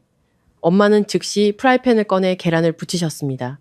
저는 옆에서 그 모습을 지켜봤습니다. 잠시 후 민준 씨도 나왔습니다. 민지야, 면접 보러 가? 네. 오빠가 데려다줘요. 민지 씨가 웃었습니다. 그럼 좋지. 두 사람은 식사를 하며 이야기를 나눴습니다. 엄마는 부엌에 서서 이따금씩 민지 씨에게 더 필요한 것이 없는지 물으셨습니다. 저는 그 광경을 보며 마음이 차갑게 식는 것을 느꼈습니다. 그들이 떠난 후 집은 조용해졌습니다. 엄마는 평소처럼 청소를 시작하셨습니다. 식탁을 닦고 바닥을 쓸고 빨래를 하셨죠. 저는 엄마를 잠시 바라보다가 말했습니다. 엄마, 응, 저 오늘 오전에 휴가 냈어요. 왜? 엄마 좀 쉬세요. 오늘 집안일은 제가 할게요. 엄마는 약간 놀란 듯 저를 보셨습니다. 너는 이런 거 익숙하지 않잖아. 할 수 있어요. 제가 말했습니다. 엄마는 잠시 침묵하시더니 고개를 끄덕이셨습니다. 저는 집을 쓸고 부엌을 닦고 빨래를 했습니다. 1시간 만에 저는 지쳐버렸습니다. 엄마가 매일 하시던 일들이 제가 생각했던 것보다 훨씬 더 힘든 일이었습니다. 엄마는 의자에 앉아 저를 바라보셨습니다. 눈빛에는 안쓰러움과 걱정이 섞여 있었죠. 거 봐. 엄마는 웃으셨습니다. 쉽지 않지? 저는 걸레를 옆에 두고 엄마 옆에 앉았습니다. 엄마는 3년 동안 이걸 매일 하셨네요. 익숙해지면 괜찮아. 엄마가 대답하셨습니다. 그래도 이젠 연세도 있으시잖아요. 제가 조용히 말했습니다. 엄마는 대답하지 않으셨습니다. 잠시 후 엄마는 화제를 바꾸셨습니다. 오늘 봄이 일찍 끝나는 날인데 잊지 말고 데리러 가렴. 네, 그날 점심 민준 씨에게서 전화가 왔습니다. 서연아, 왜요? 민지 면접 끝났어. 어떻게 됐대요? 아마 합격한 것 같아. 그의 목소리는 즐거워 보였습니다. 그래요? 다음 주부터 출근한대. 저는 그 말을 듣고 짧게 대답했습니다. 네. 오후에 보미를 데리고 돌아오자 아이는 집으로 달려가며 크게 외쳤습니다. 할머니, 엄마가 부엌에서 나오셨습니다. 오늘 왜 이렇게 일찍 왔어? 선생님이 일찍 보내주셨어요. 보미는 엄마를 꽉 껴안았습니다. 저는 할머니와 손녀를 보며 마음이 조금 진정되는 것을 느꼈습니다. 잠시 후 민준 씨와 민지 씨가 돌아왔습니다. 아주머니! 민지 씨가 큰 소리로 말했습니다. 저 합격했어요. 엄마는 미소 지으셨습니다. 잘 됐구나. 다음 주부터 출근해요. 그래. 엄마는 고개를 끄덕이셨습니다. 열심히 하렴. 민준 씨는 여동생의 어깨에 손을 얹었습니다. 내가 뭘 했어? 걱정할 거 없다고 했지? 민지 씨는 환하게 웃었습니다. 그날 저녁은 평소보다 즐거웠습니다. 민준 씨는 케이크까지 사왔고 보미는 아주 좋아했습니다. 하지만 모두가 웃고 떠드는 동안에도 제 마음속에는 이상한 공허함이 느껴졌습니다. 식사가 끝나고 민지 씨가 말했습니다. 아마 여기서 몇 달은 더 신세져야 할 것 같아요. 일이 익숙해지면 그때 방을 구할 생각이에요. 민준 씨는 바로 고개를 끄덕였습니다. 그래, 계속 여기 있어. 저는 침묵했습니다. 엄마도 침묵하셨습니다. 오직 상황을 모르는 보미만이 즐겁게 케이크를 먹고 있었죠. 그날 밤 물을 마시러 거실로 나갔을 때 엄마가 옷을 개고 계셨습니다. 엄마, 아직 안 주무셨어요? 이것만 개고. 엄마가 대답하셨습니다. 제가 엄마 옆에 앉았습니다. 엄마, 집 생각 안 나세요? 엄마는 잠시 손을 멈추셨습니다. 나지. 네, 아버지가 혼자 계시는데. 그럼 며칠 고향에 다녀오세요. 제가 물었습니다. 엄마는 저를 보셨습니다. 눈빛은 아주 온화했죠. 네가 정말로 엄마가 집에 가길 바라는 거니? 저는 침묵했습니다. 무슨 대답을 해야 할지 몰랐습니다. 엄마가 가시면 더 이상 소파에서 주무시지 않아도 되고 매일 힘들게 일하지 않으셔도 될 겁니다. 하지만 동시에 엄마가 떠나시면 이 집은 또 다른 의미로 텅 비게 될 거라는 것도 알았습니다. 엄마는 제 손 위에 당신의 손을 얹으셨습니다. 걱정 마라. 엄마는 어떻게 살아도 괜찮아. 그 말에 심장이 저려왔습니다. 저는 너무나 잘 알고 있었습니다. 어떻게 살아도 괜찮다고 말하는 엄마는 보통 자식의 행복을 자신의 모든 것보다 우선으로 여기는 것에 익숙해진 사람이라는 것을요. 민지 씨가 정식으로 출근하면서 집안의 생활 패턴은 다시 한번 바뀌었습니다. 아침에 일찍 일어나야 했기 때문에 엄마도 더 일찍 일어나 아침 식사를 준비하셨습니다. 매일 2가지 메뉴를 준비하셨죠. 저와 보미를 위한 죽이나 밥, 그리고 민지 씨가 회사에 가져갈 토스트나 볶음면. 엄마는 그 모든 일을 아주 자연스럽게 하셨습니다. 마치 자신보다 다른 모든 사람을 먼저 생각하는 것이 몸에 밴 사람처럼요. 월요일 아침 제가 보미의 머리를 묶어주고 있을 때 민지 씨가 방에서 급하게 나왔습니다. 아주머니, 저 오늘 일찍 가봐야 돼요. 그래, 엄마가 대답하셨습니다. 토스트 싸놨어. 네. 민지 씨는 토스트 봉지를 들고 문으로 향하며 말했습니다. 다녀오겠습니다. 조심해서 가렴. 엄마가 당부하셨습니다. 문이 닫히고 집은 다시 조용해졌습니다. 저는 엄마를 보았습니다. 엄마, 몇 시에 일어나셨어요? 아마 5시 반쯤. 잠은 제대로 주무시지도 못했네요. 괜찮아. 익숙해. 엄마는 옅게 웃으셨습니다. 보미를 등원시키고 출근했습니다. 그날 하루 종일 제 머릿속에는 차마 입 밖으로 꺼내지 못했던 생각이 맴돌았습니다. 어쩌면 엄마는 고향에 잠시 다녀오셔야 할지도 모른다고. 적어도 그곳에는 엄마의 방이 있고 익숙한 침대가 있고 아버지가 계시니까요. 하지만 그 말을 엄마에게 꺼낼 생각을 할 때마다 목이 메었습니다. 오후에 집에 돌아오니 엄마가 소파에 앉아 나무를 다듬고 계셨습니다. 엄마, 다녀왔니? 네. 저는 엄마 옆에 앉았습니다. 피곤하지 않으세요? 아니, 엄마는 고개를 저으셨습니다. 혼자 집에 있으면 심심한데 일이라도 하니 낫지. 저는 잠시 침묵하다가 물었습니다. 민지 씨, 오늘 일은 어땠대요? 아직 전화 없었어. 무슨 일 있었어요? 일은 괜찮다고 하더라. 저는 고개를 끄덕였습니다. 저녁 6시쯤 민지 씨가 돌아왔습니다. 문을 열고 들어서자마자 한숨을 쉬었습니다. 아, 피곤해. 일이 힘들어? 제가 물었습니다. 네. 민지 씨는 소파에 털썩 주저앉았습니다. 하루 종일 서 있었어요. 엄마는 즉시 물을 따라주셨습니다. 물 마시렴? 감사합니다, 아주머니. 그녀는 물을 한 모금 마시고 말을 이었습니다. 그래도 점점 익숙해지겠죠. 그날 저녁 식사는 꽤 평화로웠습니다. 민지 씨는 회사 이야기를 몇 가지 했고, 민준 씨는 아주 열심히 들어주었습니다. 보미는 어린이집 이야기를 제잘거렸죠. 오직 엄마만이 말이 없으셨습니다. 조용히 식사를 마치고 그릇을 치우러 일어나셨습니다. 식사 후 저는 부엌에서 엄마를 도왔습니다. 엄마, 제가 설거지 할게요. 괜찮아, 내가 할게. 저는 그릇을 받아들었습니다. 엄마는 제 옆에 잠시 서 계시다가 조용히 말씀하셨습니다. 아, 민지가 출근하니 이제 좀 낫네. 뭐가요, 엄마? 하루 종일 걔 신경 쓰지 않아도 되니까. 저는 엄마를 보았습니다. 그래도 아침 일찍 일어나서 밥 해주셔야 하잖아요. 아침 한 끼인데 엄마는 웃으셨습니다. 그 말은 아주 가볍게 들렸지만 제 마음은 무거웠습니다. 그날 밤 모두가 잠든 후 저는 거실로 나갔습니다. 엄마는 옷을 개고 계셨습니다. 엄마, 아직 안 주무셨어요? 이것만 개고. 제가 엄마 옆에 앉았습니다. 엄마, 고향에 며칠 다녀오세요. 엄마는 손을 멈추셨습니다. 또 그 얘기니. 여기 계시면 너무 힘드시잖아요.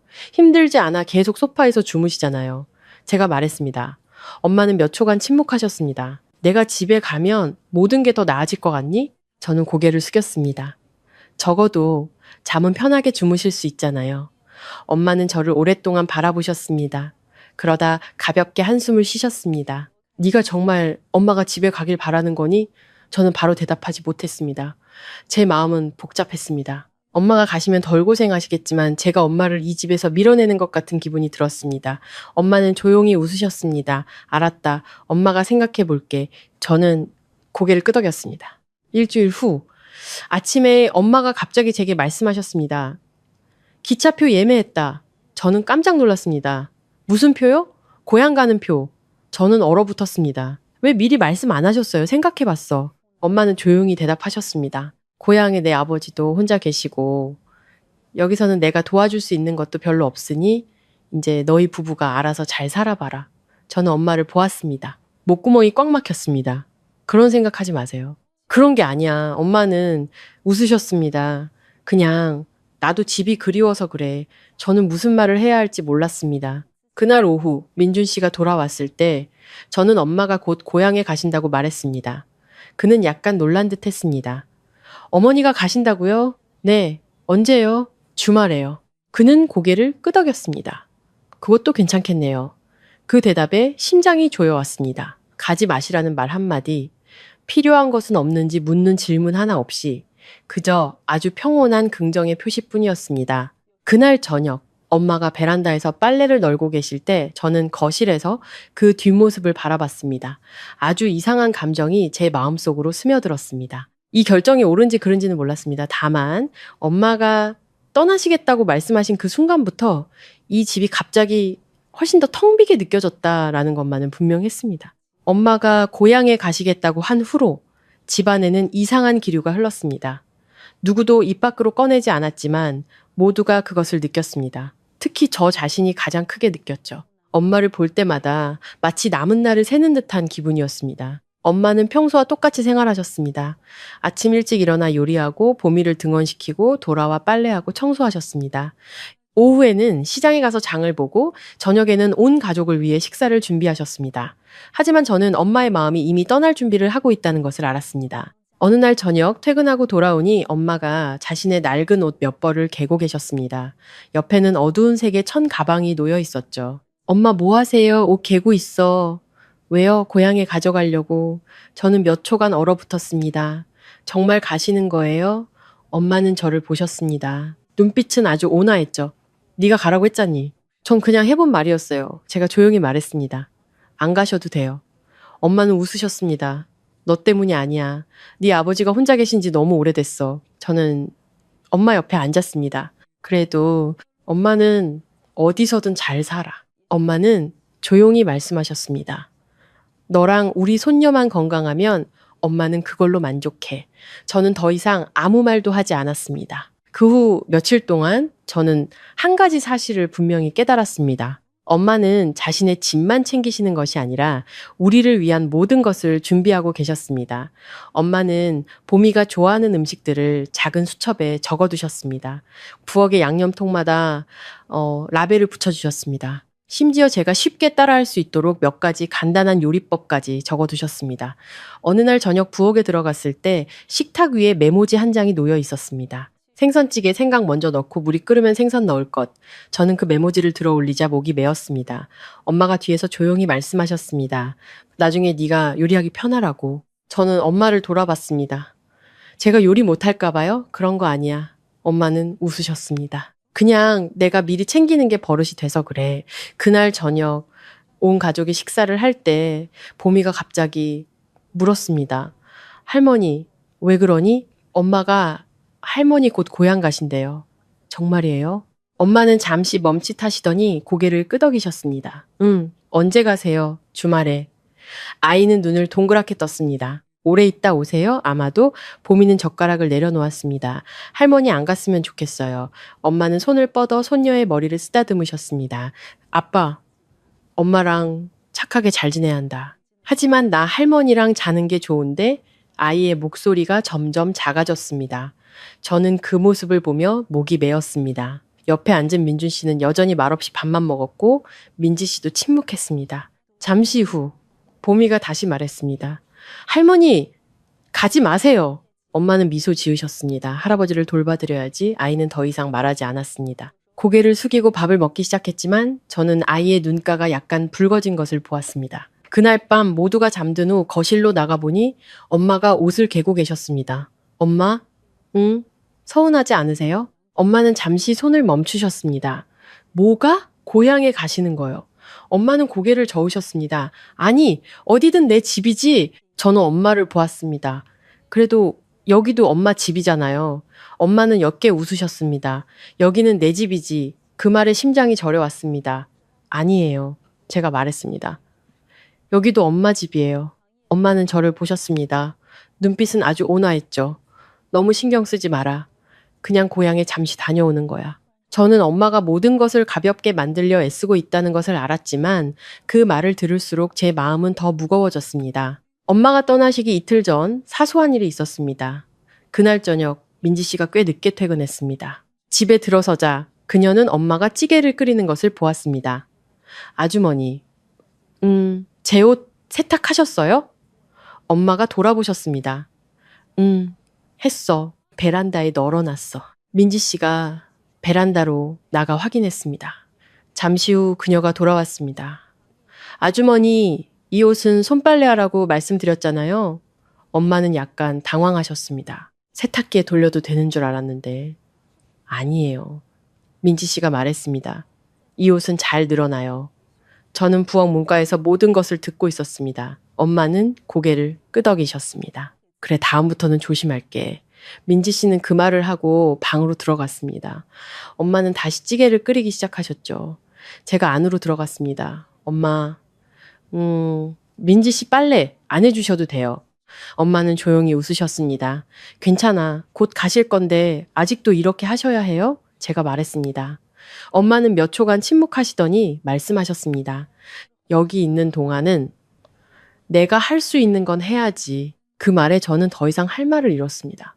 그날 밤 방에 누워 있는데 거실에서 엄마의 아주 작은 기침 소리가 들려왔습니다. 그 소리가 너무나 익숙해서 심장이 조여왔습니다. 저는 문득 깨달았습니다. 며칠만 지나면 이 집에서는 더 이상 그 기침 소리가 들리지 않을 거라고. 하지만 이상하게도 그 생각을 하니 마음이 텅 비는 것 같았습니다. 엄마가 고향에 가시는 날은 생각보다 빨리 왔습니다. 전날 밤 엄마는 자신의 짐을 낡은 천가방에 모두 챙겨두셨습니다. 사실 가져갈 것도 별로 없었죠. 옷 몇 벌과 보미에게 떠주던 스웨터, 음식 레시피를 적어둔 작은 수첩, 그리고 아버지에게 가져다 드릴 말린 나물과 고구마 말랭이 몇 봉지, 소파 구석에 놓인 그 가방을 보니 제 마음이 돌덩이라도 얹은 것처럼 무거워졌습니다. 그날 아침 저는 휴가를 냈습니다. 엄마를 터미널까지 배웅해드리고 싶었습니다. 엄마는 여느 때처럼 일찍 일어나온 가족의 아침 식사를 준비하셨습니다. 심지어 제가 점심에 데워 먹을 수 있도록 생선찌개까지 끓여두셨죠. 내가 가고 나면 데우기만 하면 돼. 엄마는 부엌을 정리하며 말씀하셨습니다. 저는 문가에 기대어 엄마를 보며 목이 메었습니다. 그렇게까지 안 하셔도 되는데 손에 익어서 그래. 엄마는 웃으셨습니다. 보미는 그날 평소보다 일찍 일어났습니다. 아이는 달려나와 엄마를 껴안았습니다. 할머니 정말 가시는 거예요? 응. 엄마는 손녀의 머리를 쓰다듬으셨습니다. 할아버지 뵈러 가는 거야. 얼마나 있다 오세요? 아마 몇 달. 아이는 잠시 침묵하더니 작게 말했습니다. 할머니 꼭 전화해야 해요. 그래. 엄마는 고개를 끄덕이셨습니다. 그날 아침 식사는 아무도 말이 많지 않았습니다. 민준 씨는 평소처럼 빨리 식사를 마쳤고 민지 씨도 출근 준비를 했습니다. 집안의 공기가 어딘가 무겁게 가라앉아 있었죠. 식사가 끝나고 민준 씨가 차키를 들고 일어섰습니다. 제가 터미널까지 모셔다 드릴게요. 엄마는 고개를 저으셨습니다. 아니다. 서연이가 데려다 주면 돼. 그는 고개를 끄덕였습니다. 네. 그게 전부였습니다. 저는 남편을 잠시 보다가 돌아섰습니다. 잠시 후 저와 엄마는 집을 나섰습니다. 보미가 문 앞에서 손을 흔들었습니다. 할머니, 조심히 가세요. 엄마가 돌아보며 웃으셨습니다. 우리 강아지, 착하게 잘 있어. 오토바이는 익숙한 길을 천천히 달렸습니다. 이른 아침에 서울은 약간 쌀쌀했습니다. 저는 오토바이를 운전하며 마음이 무겁게 가라앉았습니다, 엄마. 제가 돈 좀 더 보내드릴까요? 아니다. 네 아버지 모아둔 돈 아직 있어. 저는 고개를 끄덕였습니다. 잠시 후 엄마가 말을 이으셨습니다. 엄마 걱정은 하지 마라. 걱정하는 게 당연하죠. 제가 대답했습니다. 엄마는 옅게 웃으셨습니다. 너만 내 남편이랑 잘 지내면 엄마는 그걸로 만족해. 그 말에 저는 침묵했습니다. 터미널에 도착했을 때는 날이 완전히 밝아 있었습니다. 엄마는 오토바이에서 내리며 작은 천 가방을 드셨습니다. 저는 엄마를 따라 대합실로 들어갔습니다. 엄마, 여기 앉아 계세요. 그래. 엄마는 의자에 앉아 두 손을 가방 위에 올려놓으셨습니다. 잠시 후 엄마가 저를 돌아보셨습니다. 너는 이제 그만 가봐라. 출근해야지. 아니에요. 저는 고개를 저었습니다. 엄마 버스 타시는 거 보고 갈게요. 우리는 잠시 침묵 속에 앉아 있었습니다. 터미널 아는 사람들로 붐볐고 안내방송이 계속 울려 퍼졌습니다. 엄마, 제가 불렀습니다. 죄송해요. 엄마는 저를 보셨습니다. 뭐가 죄송하니 제가 엄마를 너무 힘들게 했어요. 제가 조용히 말했습니다. 엄마는 웃으셨습니다. 네가 너무 예민하게 생각하는 거야. 엄마라는 게 다 그런 거지. 저는 고개를 숙였습니다. 제가 아니었다면 엄마는 지난 몇 달간 소파에서 주무시지 않으셨을 겁니다. 터미널 스피커에서 엄마가 타실 버스 안내 방송이 나왔습니다. 시간 다 됐네. 엄마가 일어나셨습니다. 제가 엄마의 가방을 받아들었습니다. 제가 들어드릴게요. 우리는 승강장으로 나갔습니다. 엄마는 버스 계단을 오르다가 저를 돌아보셨습니다. 이제 가봐라. 네. 저는 고개를 끄덕였습니다. 도착하시면 전화하세요. 그래. 엄마는 웃으셨습니다. 너도. 버스 문이 닫혔습니다. 저는 밖에서 버스가 천천히 움직이는 것을 보았습니다. 버스가 터미널을 떠날 때 제 눈앞이 흐려지는 것을 느꼈습니다. 저는 버스가 완전히 사라질 때까지 오랫동안 그 자리에 서 있었습니다. 집으로 돌아오는 길, 저는 평소보다 천천히 오토바이를 몰았습니다. 도시는 여전히 붐비고 시끄러웠지만 제 마음은 이상할 만큼 텅 비어 있었습니다. 집에 도착했을 때 아파트는 이상할 만큼 조용했습니다. 부엌에서는 엄마의 소리가 들리지 않았고 익숙한 음식 냄새도 나지 않았습니다. 민지 씨는 신발을 갈아 신으며 출근 준비를 하고 있었습니다. 형수님, 아주머니 배웅해드리고 오셨어요? 버스 타셨어요? 민지 씨는 고개를 끄덕이고 문을 나섰습니다. 민준 씨는 거실에서 커피를 마시고 있었습니다. 어머니 가셨어? 몇 시 차? 7시. 그는 고개를 끄덕였습니다.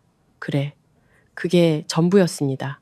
저는 거실 한가운데 서서 엄마가 지난 몇 달간 주무셨던 그 소파를 바라봤습니다. 테이블 위에는 엄마가 뜨개질하던 노란 스웨터가 그대로 놓여 있었습니다. 저는 그 스웨터를 들어 올리자 목이 메었습니다. 언제부터인지 이 집이 너무나 넓게 느껴졌습니다. 너무 넓어서 제가 작고 외롭게 느껴질 정도였습니다. 엄마가 떠나신 후 집은 아주 이상한 방식으로 텅 비게 느껴졌습니다. 모든 것이 그대로였습니다. 식탁, 부엌, 엄마가 빨래를 널던 작은 베란다, 그리고 지난 몇 달간 주무셨던 그 소파까지도요. 하지만 엄마가 계시지 않자 저는 익숙한 소리들이 사라졌다는 것을 깨달았습니다. 이른 아침, 냄비와 그릇이 부딪히던 소리도 잠에서 깰 때마다 부엌에서 풍겨오던 고소한 찌개 냄새도 사라졌습니다. 엄마가 고향에 가신 후 첫날 아침, 저는 평소보다 늦게 일어났습니다. 부엌으로 나가보니 밥솥은 텅 비어 있었습니다. 따뜻한 죽도, 준비된 아침 식사도 없었죠. 저는 몇 초간 멍하니 서 있다가 오늘부터는 모든 것을 제가 직접 해야 한다는 것을 깨달았습니다. 보미가 거실로 나와 눈을 비볐습니다. 엄마, 할머니는?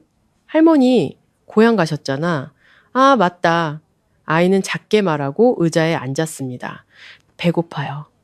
저는 냉장고를 열었습니다. 계란 몇 개와 식빵 몇 조각이 있었죠.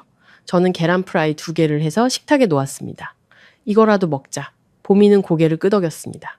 아이는 평소보다 천천히 밥을 먹었습니다. 이따금씩 무언가 익숙한 것을 찾는 듯 소파 쪽을 돌아보곤 했습니다.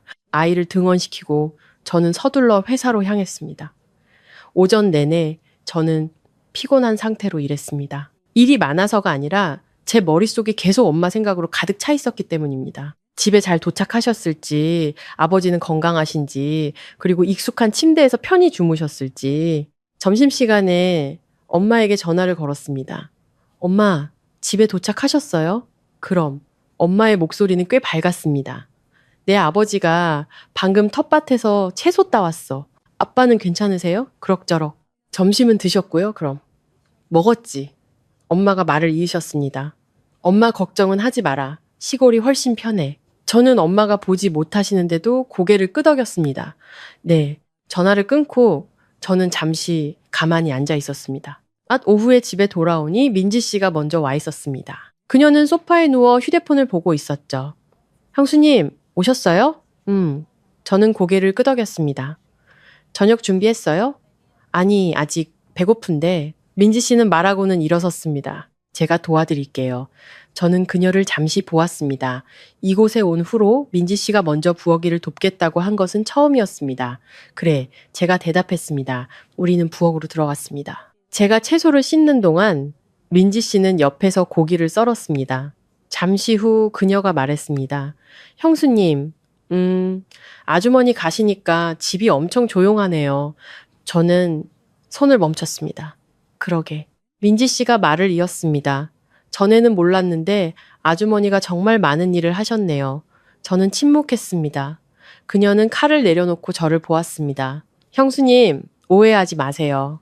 제가 아주머니를 일부러 힘들게 하려고 한 건 아니에요. 저는 가볍게 한숨을 쉬었습니다. 네. 잘못 아니야. 민지 씨는 더 이상 아무 말도 하지 않았습니다. 그날 저녁은 꽤 간단했습니다. 저는 계란 토마토 국을 끓이고 제육볶음을 조금 했습니다. 민준 씨는 우리가 거의 식사를 마칠 때쯤 늦게 돌아왔습니다. 저녁 먹었어요? 제가 물었습니다. 아니, 아직. 그가 식탁에 앉았습니다. 저는 일어나 그에게 그릇을 하나 더 가져다 주었습니다. 그는 몇 숟가락 뜨더니 물었습니다. 오늘 어머니한테 전화 왔었어? 아니요, 제가 대답했습니다. 이따가 제가 걸어볼게요. 그는 고개를 끄덕였습니다. 식사가 끝나고 저는 그릇을 부엌으로 옮겼습니다. 처음으로 혼자서 그 많은 설거지를 해야 했습니다. 간단해 보였던 일이 허리를 뻐근하게 만들었습니다. 거실로 나가보니 민준 씨가 TV를 보고 있었습니다. 민준 씨, 집이 좀 달라진 것 같지 않아요? 그가 저를 보았습니다. 뭐가? 엄마가 안 계시니까요. 그는 몇 초간 침묵했습니다. 그러네. 아주 짧은 한마디뿐이었습니다. 저는 남편을 보았습니다. 엄마가 얼마나 힘드셨는지 이제 좀 알겠어요. 그는 한숨을 쉬었습니다. 서연아, 지난 일이잖아. 그만 생각해. 저는 더 이상 아무 말도 하지 않았습니다. 그날 밤 모두가 잠든 후 저는 물을 마시러 거실로 나갔습니다. 방은 어둡고 조용했습니다. 소파는 텅 비어 있었고 예전처럼 몸을 웅크리고 누워 계시던 엄마의 모습은 없었습니다. 저는 그곳에 잠시 앉았습니다. 엄마가 항상 눕던 자리는 쿠션이 약간 꺼져 있었습니다. 저는 문득 깨달았습니다. 지난 3년간 저는 엄마의 존재를 너무나 당연하게 여겼습니다. 엄마가 떠나고 나서야 이 집이 얼마나 많은 인내와 희생으로 지켜져 왔는지를 깨달았습니다. 저는 보미의 발소리가 들릴 때까지 오랫동안 앉아 있었습니다. 엄마, 아이가 눈을 비볐습니다. 아직 안 잤어? 할머니 보고 싶어요. 저는 아이를 품에 안았습니다. 엄마도 보고 싶어. 아이는 제 어깨에 머리를 기대고 조용히 말했습니다. 할머니, 다시 오실까? 저는 무슨 대답을 해야 할지 몰랐습니다. 제 마음속에서 예전에는 한 번도 해본 적 없는 생각이 떠올랐기 때문입니다. 만약 엄마가 다시는 돌아오지 않으신다면 어떡하지? 엄마가 고향에 가신 후 처음 며칠 동안 저는 집안의 모든 것을 예전처럼 유지하려고 애썼습니다. 아침에 일찍 일어나 보미의 아침을 차리고 출근 전에 서둘러 빨래를 돌렸습니다. 퇴근길에는 시장에 들러 장을 보고 집에 와서 저녁을 준비했죠. 일이 너무 힘든 것은 아니었지만 예전에는 엄마가 거의 모든 것을 하셨기 때문에 이제는 사소한 일 하나하나가 얼마나 많은 시간을 잡아먹는지 절실히 느끼게 되었습니다. 일주일이 지나자 저는 지치기 시작했습니다. 어떤 날 저녁에는 설거지를 마치고 나면 허리가 쑤시고 오래 서 있던 다리가 저려왔습니다. 그럴 때마다 엄마가 생각났습니다. 모든 것을 마치 몸에 밴 습관처럼 빠르고 깔끔하게 해내시던 엄마의 모습이요. 민지 씨도 요즘은 규칙적으로 출근했습니다. 아침에는 예전보다 일찍 일어나 급하게 아침을 먹고 나갔습니다. 저녁에 돌아오면 꽤 피곤해 보였고 말이 줄었죠. 어떤 날은 소파에서 그대로 잠들기도 했습니다. 수요일 저녁 제가 저녁 준비를 하고 있을 때 민지 씨가 부엌으로 들어왔습니다. 형수님, 오늘은 제가 해볼게요. 저는 약간 놀랐습니다. 하루 종일 힘들었잖아. 괜찮아요. 그녀는 옅게 웃었습니다. 저도 이제 배워야죠. 저는 옆으로 비켜서서 민지 씨가 프라이팬 앞에서 서투르게 움직이는 것을 보았습니다. 동작은 꽤 어설펐지만 저는 아무 말도 하지 않았습니다. 잠시 후 그녀가 저를 돌아보며 물었습니다. 형수님, 응. 예전에 아주머니가 집안일 전부 다 하셨어요? 제가 대답했습니다. 민지 씨는 몇 초간 침묵하더니 작게 말했습니다. 정말 대단하시네요. 저는 무슨 대답을 해야 할지 몰랐습니다.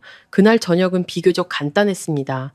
민지 씨가 볶은 나물은 약간 짰지만 보미는 맛있게 먹었습니다.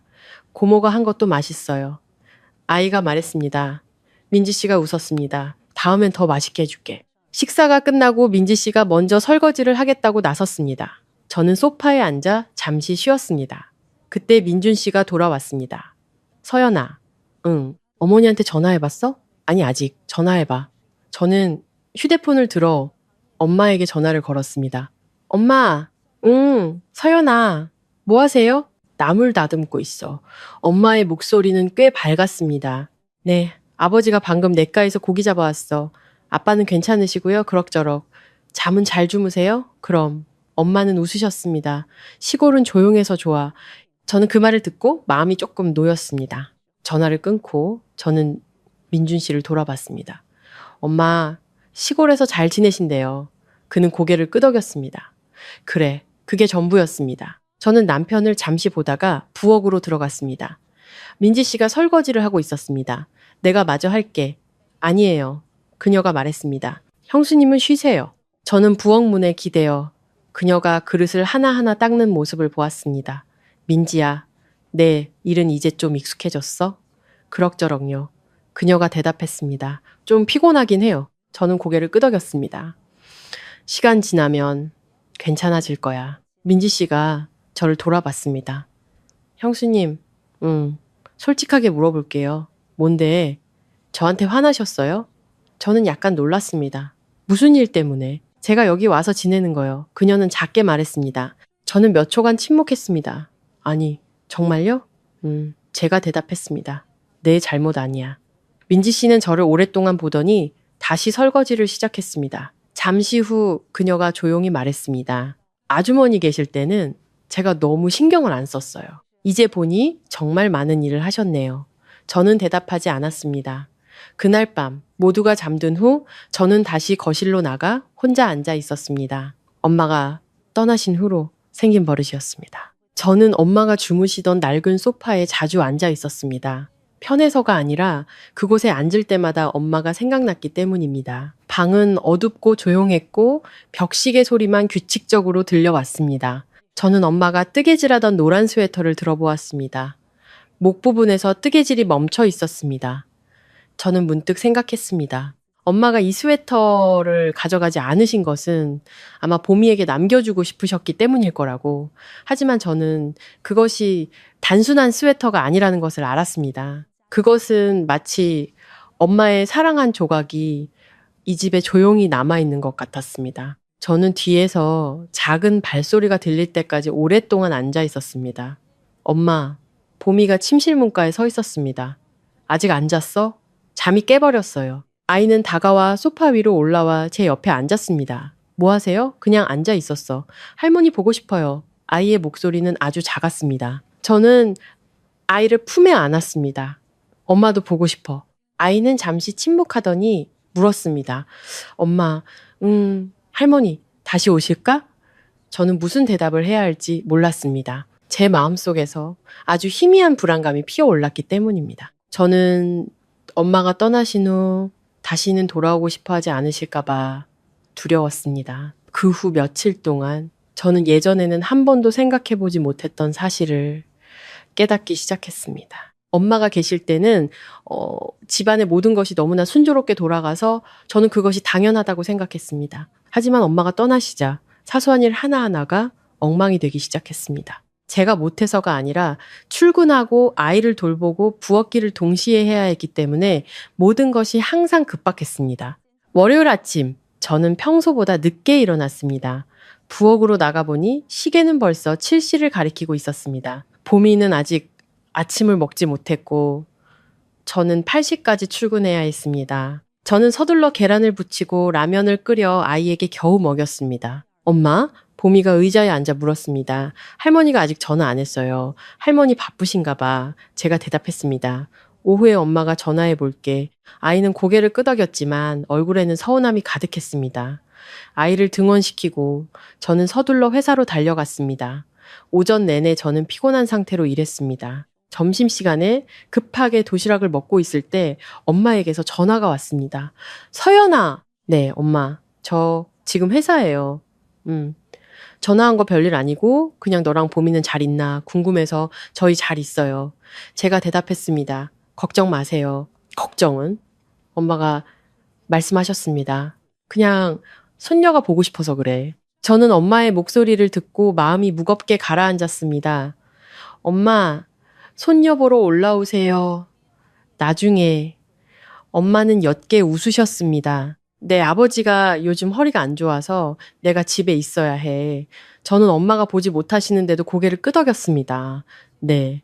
그날 오후 집에 돌아오니 민지 씨가 먼저 와서 저녁을 준비하고 있었습니다. 부엌 가득 생선찌개 냄새가 퍼져 있었죠. 형수님, 오셨어요?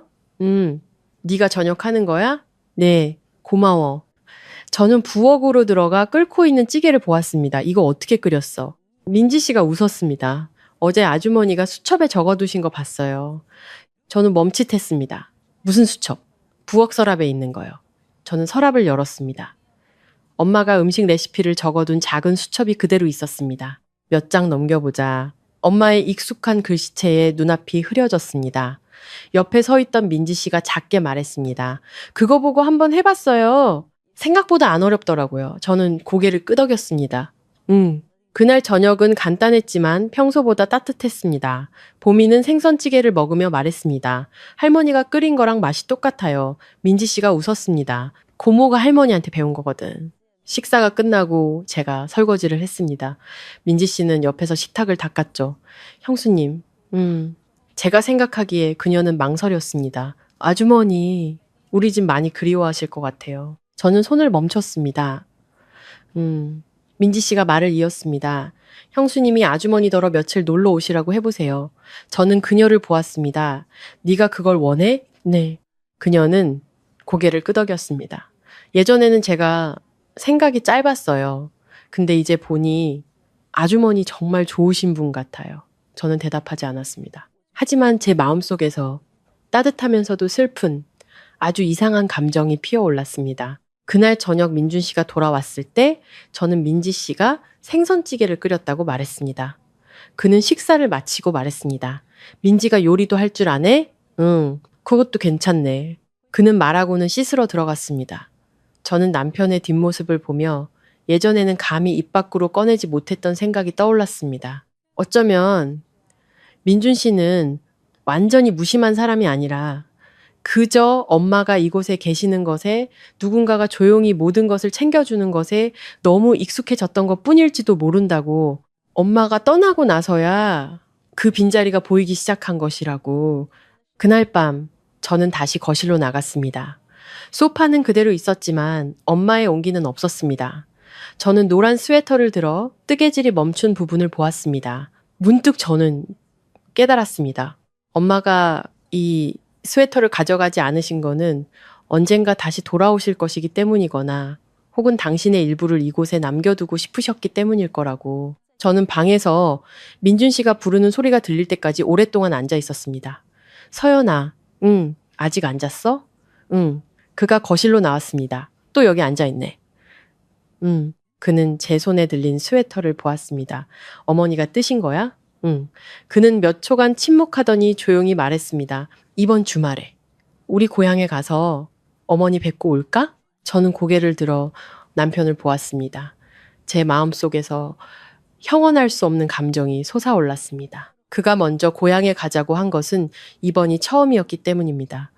그날 밤 남편의 말에 저는 오랫동안 아무 말도 하지 못했습니다. 저는 남편을 보며 그가 진심으로 하는 말인지 아니면 그냥 스쳐 지나가는 말인지 가늠하려 했습니다. 하지만 그의 얼굴은 꽤 평온했고 농담하는 것 같지는 않았습니다.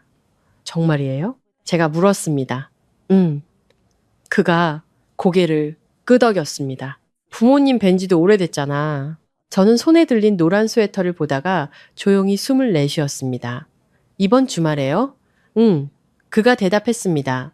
봄이 데리고 가면 걔도 좋아할 거야. 저는 더 이상 아무 말도 하지 않았지만 제 마음속에서는 익숙하면서도 낯선 감정이 피어올랐습니다. 한편으로는 마음이 놓였지만 다른 한편으로는 걱정이 되었습니다. 우리가 갑자기 찾아가면 엄마가 어떤 반응을 보이실지 알 수 없었기 때문입니다. 이틀 후 토요일 아침 온 가족이 평소보다 일찍 일어났습니다. 고향에 간다는 것을 안보미는 아주 신이 났죠. 아이는 집안을 뛰어다니며 자신의 작은 신발을 찾았습니다. 엄마, 왜 그래? 할머니가 떠준 스웨터 가져갈래요. 저는 테이블 위에 놓인 노란 스웨터를 보았습니다. 아직 다 완성 안 됐는데. 그래도 가져갈래요. 저는 옅게 웃었습니다. 그래, 그럼 가져가자. 민지 씨도 함께 갈 준비를 했습니다. 제가 묻자 그녀는 아주머니를 뵙고 싶다고 말했습니다. 뵌 지 너무 오래됐어요. 그녀가 말했죠. 저는 고개를 끄덕였습니다. 민준 씨의 7인승 차는 아직 안개가 걷히지 않은 이른 아침에 도시를 떠났습니다. 고향까지는 그리 멀지 않았지만 거의 2시간이 걸렸죠. 뒷좌석에 앉은 보미는 계속 신이 나서 물었습니다. 엄마, 응, 할머니 깜짝 놀라실까? 아마도 제가 대답했습니다. 아이는 킥킥 웃었습니다. 마을에 가까워질수록 풍경은 점점 더 익숙해졌습니다. 작은 길과 푸른 논, 그리고 바람에 흔들리는 대나무 숲. 차가 집으로 들어가는 흙길로 접어들자 제 심장이 갑자기 더 빨리 뛰기 시작했습니다. 엄마가 마당 앞에서 채소가 담긴 바구니를 들고 서 계셨습니다. 아마 방금 텃밭에 다녀오신 듯 했습니다. 우리 차가 대문 앞에 멈추는 거를 보고 엄마는 몇 초간 얼어붙으셨습니다. 서연아, 네, 제가 차에서 내렸습니다. 엄마는 바구니를 내려놓고 재빨리 대문으로 나오셨습니다. 너희들 어떻게 왔어? 엄마의 목소리에는 놀라움과 기쁨이 섞여 있었습니다. 보미가 달려가 엄마를 꽉 껴안았습니다. 할머니! 어이구! 엄마는 웃으며 손녀를 품에 안으셨습니다. 왜 미리 말도 안 했어? 엄마 놀라게 해드리려고요. 제가 말했습니다. 안에서 아버지가 나오셨습니다. 무슨 일이냐? 아버지는 우리를 보고는 활짝 웃으셨습니다. 놀러 왔냐? 네. 민준 씨는 부모님께 인사하고 짐을 집 안으로 옮겼습니다. 고향집은 예전 그대로였습니다. 기와지붕을 얹은 단층집. 앞마당에는 호박 넝쿨이 있었고 텃밭에는 푸른 채소가 자라고 있었죠. 조용하고 탁 트인 공간에 제 마음이 편안해졌습니다. 엄마는 우리를 집 안으로 안내하며 말씀하셨습니다. 내가 밥 차릴게. 아니에요. 제가 급히 말했습니다. 제가 할 수 있어요. 엄마는 웃으셨습니다. 시골에서는 내가 더 익숙해. 하지만 이번에는 제가 엄마의 손을 잡았습니다. 제가 할게요. 엄마는 저를 잠시 보시더니 고개를 끄덕이셨습니다. 제가 부엌으로 들어가자 민지 씨가 옆에서 채소 씻는 것을 도왔습니다. 아주머니, 시골에 계시니 더 건강해 보이세요. 민지 씨가 작게 말했습니다. 제가 대답했습니다. 여기가 엄마한텐 더 잘 맞나 봐. 잠시 후 엄마가 부엌으로 들어오셨습니다. 너희들 할 수 있겠어? 그럼요. 제가 웃었습니다. 엄마가 적어주신 수첩 보고 배웠는데요. 엄마는 그 말을 듣고 약간 놀라신 듯 했습니다. 그 수첩 아직도 갖고 있었니? 네. 민지 씨도 그거 보고 요리 배워요. 엄마는 민지 씨를 돌아보셨습니다. 그녀는 약간 민망해했습니다. 아직 잘 못해요. 엄마는 온화하게 웃으셨습니다. 천천히 배우면 되지. 그날 점심은 아주 따뜻했습니다. 온 가족이 낡은 나무 식탁에 둘러 앉았습니다.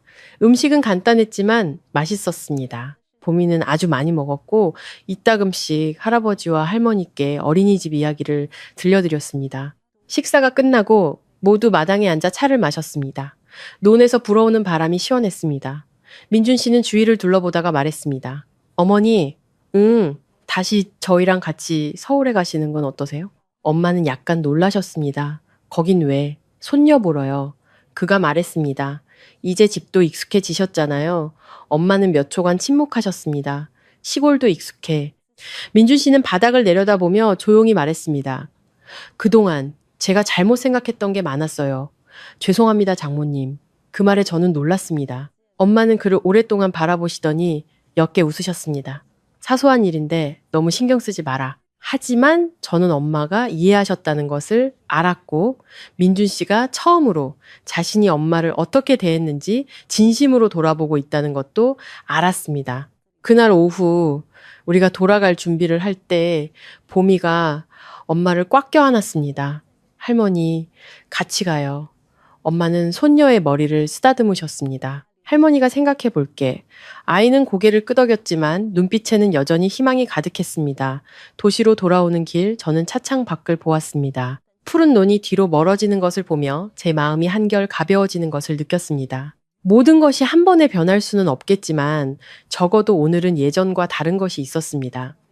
민준 씨가 처음으로 먼저 엄마에게 사과했다는 것. 그날 고향에 다녀온 후 제 마음속에는 형언할 수 없는 감정이 자리 잡았습니다.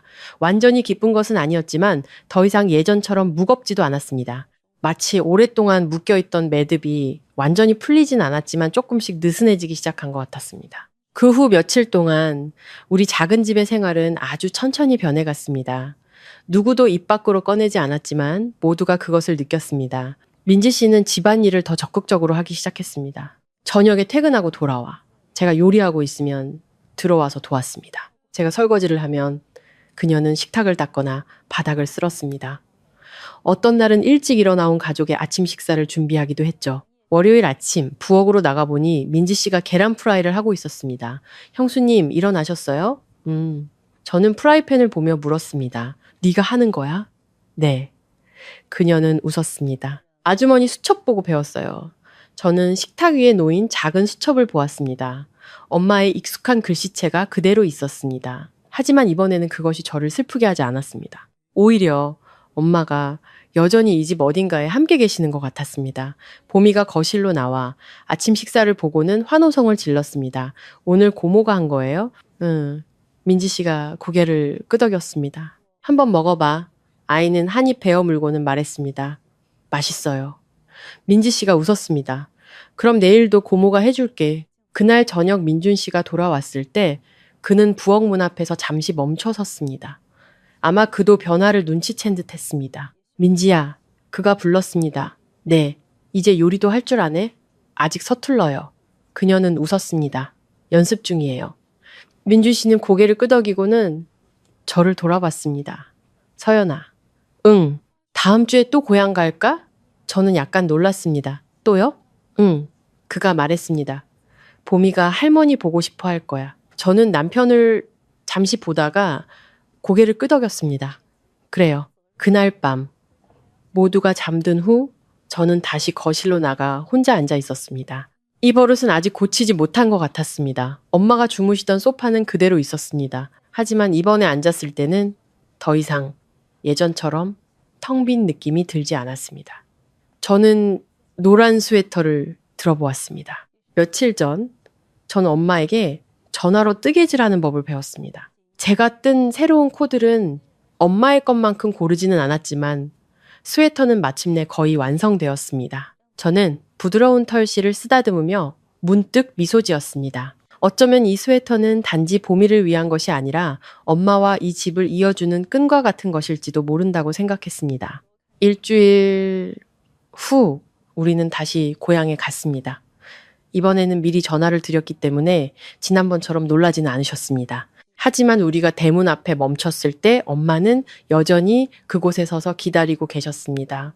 왔구나. 네, 제가 차에서 내렸습니다. 보미는 곧장 마당으로 달려가 엄마를 껴안았습니다. 할머니! 어이구, 엄마는 웃으며 손녀를 품에 안으셨습니다. 점심시간에 온 가족이 다시 낡은 나무 식탁에 둘러앉았습니다. 분위기는 지난번처럼 따뜻했습니다. 식사가 끝나고 모두 마당에서 차를 마실 때 민준 씨가 갑자기 말했습니다. 어머니, 다시 저희랑 같이 서울에 가세요. 엄마는 약간 놀라셨습니다. 거긴 왜? 손녀 보러요. 그는 천천히 말했습니다. 하지만 이번에는 아무것도 안 하셔도 돼요. 그 말에 저는 멈칫했습니다. 그는 엄마를 보며 말을 이었습니다. 그동안 제가 생각이 짧았어요. 죄송합니다, 어머니. 엄마는 몇 초간 침묵하시더니 옅게 웃으셨습니다. 네가 그렇게 말해주니 됐다. 민준 씨는 더 이상 아무 말도 하지 않았지만 저는 그 순간 그의 눈빛이 예전과는 많이 달라졌다는 것을 알았습니다. 그날 오후 우리가 다시 도시로 돌아갈 준비를 할 때 엄마는 대문 앞에서 우리를 배웅하셨습니다. 조심히 가거라.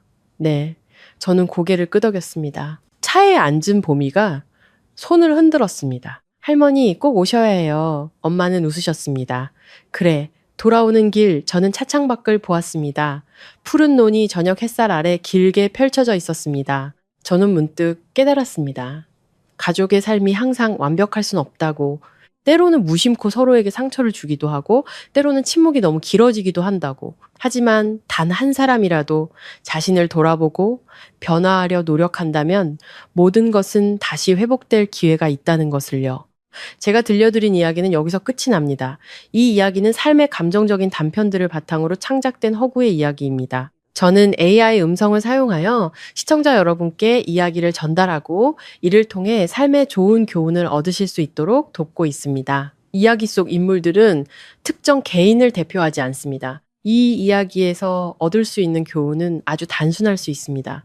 첫째, 가정에서 존중은 다른 어떤 것보다 중요합니다. 둘째, 부모님의 조용한 희생은 그분들이 곁에 계시지 않을 때까지는 너무나 당연하게 여겨지기 쉽습니다. 셋째, 때로는 진심 어린 사과 한마디가 관계 전체를 바꿀 수 있습니다. 그리고 마지막으로 가족의 행복은 위대한 일에서 오는 것이 아니라 매일 서로를 어떻게 대하는가에 달려 있습니다. 이야기를 끝까지 들어주셔서 감사합니다. 모든 분들이 항상 평안하고 따뜻하며 곁에 있는 소중한 사람들을 아끼시기를 바랍니다.